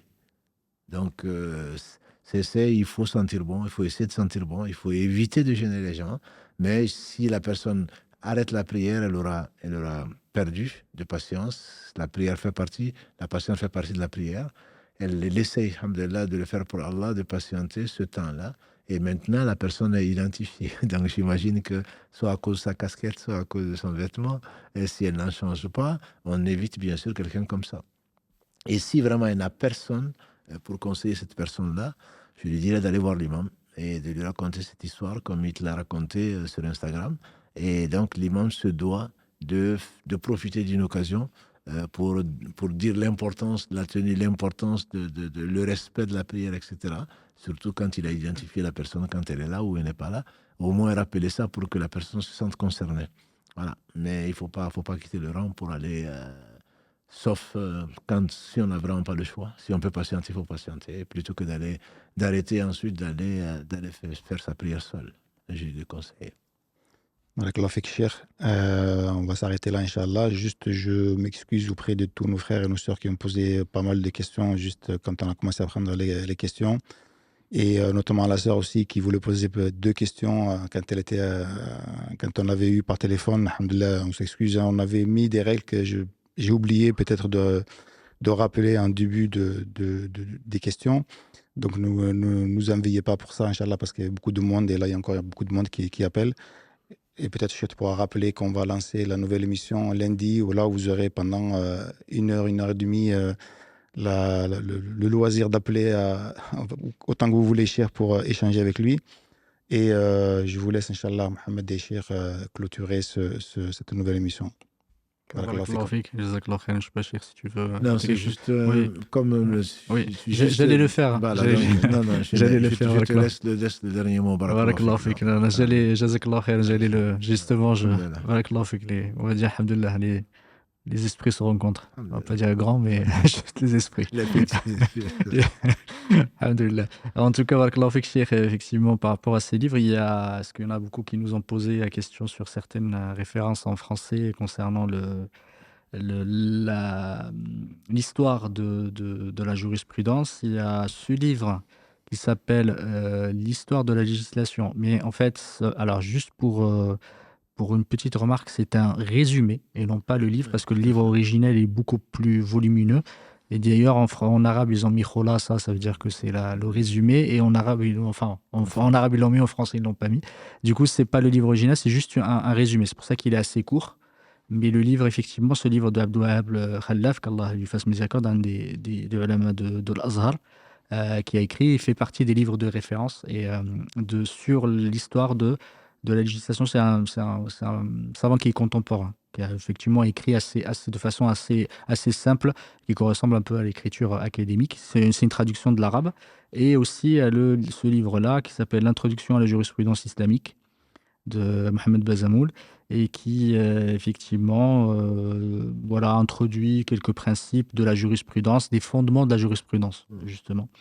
Et sur la jurisprudence de façon générale. Et il parle aussi des écoles, des différentes écoles. C'est une introduction, en tout cas une introduction à la jurisprudence, pas seulement au fondement, mais plutôt à l'introduction à la jurisprudence. Je pense qu'il y a un autre livre sur les fondements dans la série, je ne sais plus, peut-être que je me trompe de mémoire. Juste pas peut-être la série, peut-être qu'ils pourront le trouver directement dans la série. La série qui est les séries, oui, qui s'appelle Les sciences islamiques. Et je crois qu'il y a le livre aussi de Tayyar sur les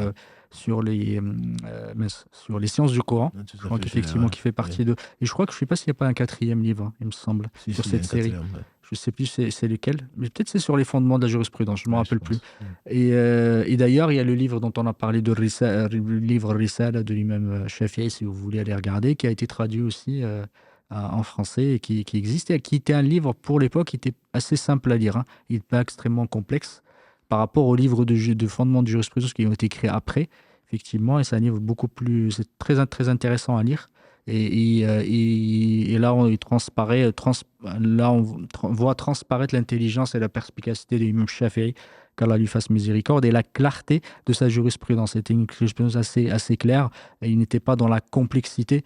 On était vraiment sur les fondements, sur les principes, sur le Coran et la Sunna du prophète alayhi salatu wassalam. Et d'ailleurs, même le qiyas, pour lire l'analogie, c'était que dans le darura. C'était juste un cas exceptionnel qu'il utilisait le qiyas pour lui. Effectivement, il y a déjà le Coran, la Sunna, l'ijma', effectivement, les avis des compagnons. Et il ne faisait de l'analogie que quand il est vraiment un cas de nécessité absolue. Du coup, c'était quelqu'un qui était très, très, très attaché à la tradition prophétique et à la tradition des pieux prédécesseurs, qu'Allah subhanahu wa ta'ala tous leur fasse miséricorde et les agrée. Barakallahu fik Cheikh pour cette excellente introduction au fiqh et à la vie de l'imam Shafi'i et à sa jurisprudence. J'espère que, alhamdoulilah, ça vous a permis de mieux connaître l'imam Shafi'i, qu'Allah lui fasse miséricorde, et que vous, effectivement, vous puissiez vous identifier, j'espère, Inch'Allah, et que ça vous pousse à aller demander, à aller rechercher la science et à aller vous instruire pour mieux pratiquer votre religion et mieux connaître Allah subhanahu wa ta'ala, mieux connaître son prophète Mohammed alayhi salatu wassalam. Qu'Allah subhanahu wa ta'ala nous facilite tous et nous fasse profiter de sa science. On va arrêter là, Inch'Allah ta'ala. On se retrouve la semaine prochaine. Juste parce que la question a été posée, le live du lundi, c'est comme le samedi, et le mercredi, c'est à 21h, Inch'Allah. Oui. Voilà. Inch'Allah. Inch'Allah, barakallahu fik Mohammed. Subhanak Allahumma wa bihamdik, ashhadu an la ilaha illa anta, astaghfiruka wa atubu ilayk. Subhana rabbika rabbil izzati amma yasifun, wa salamun ala al-mursalin, walhamdulillahi rabbil alamin.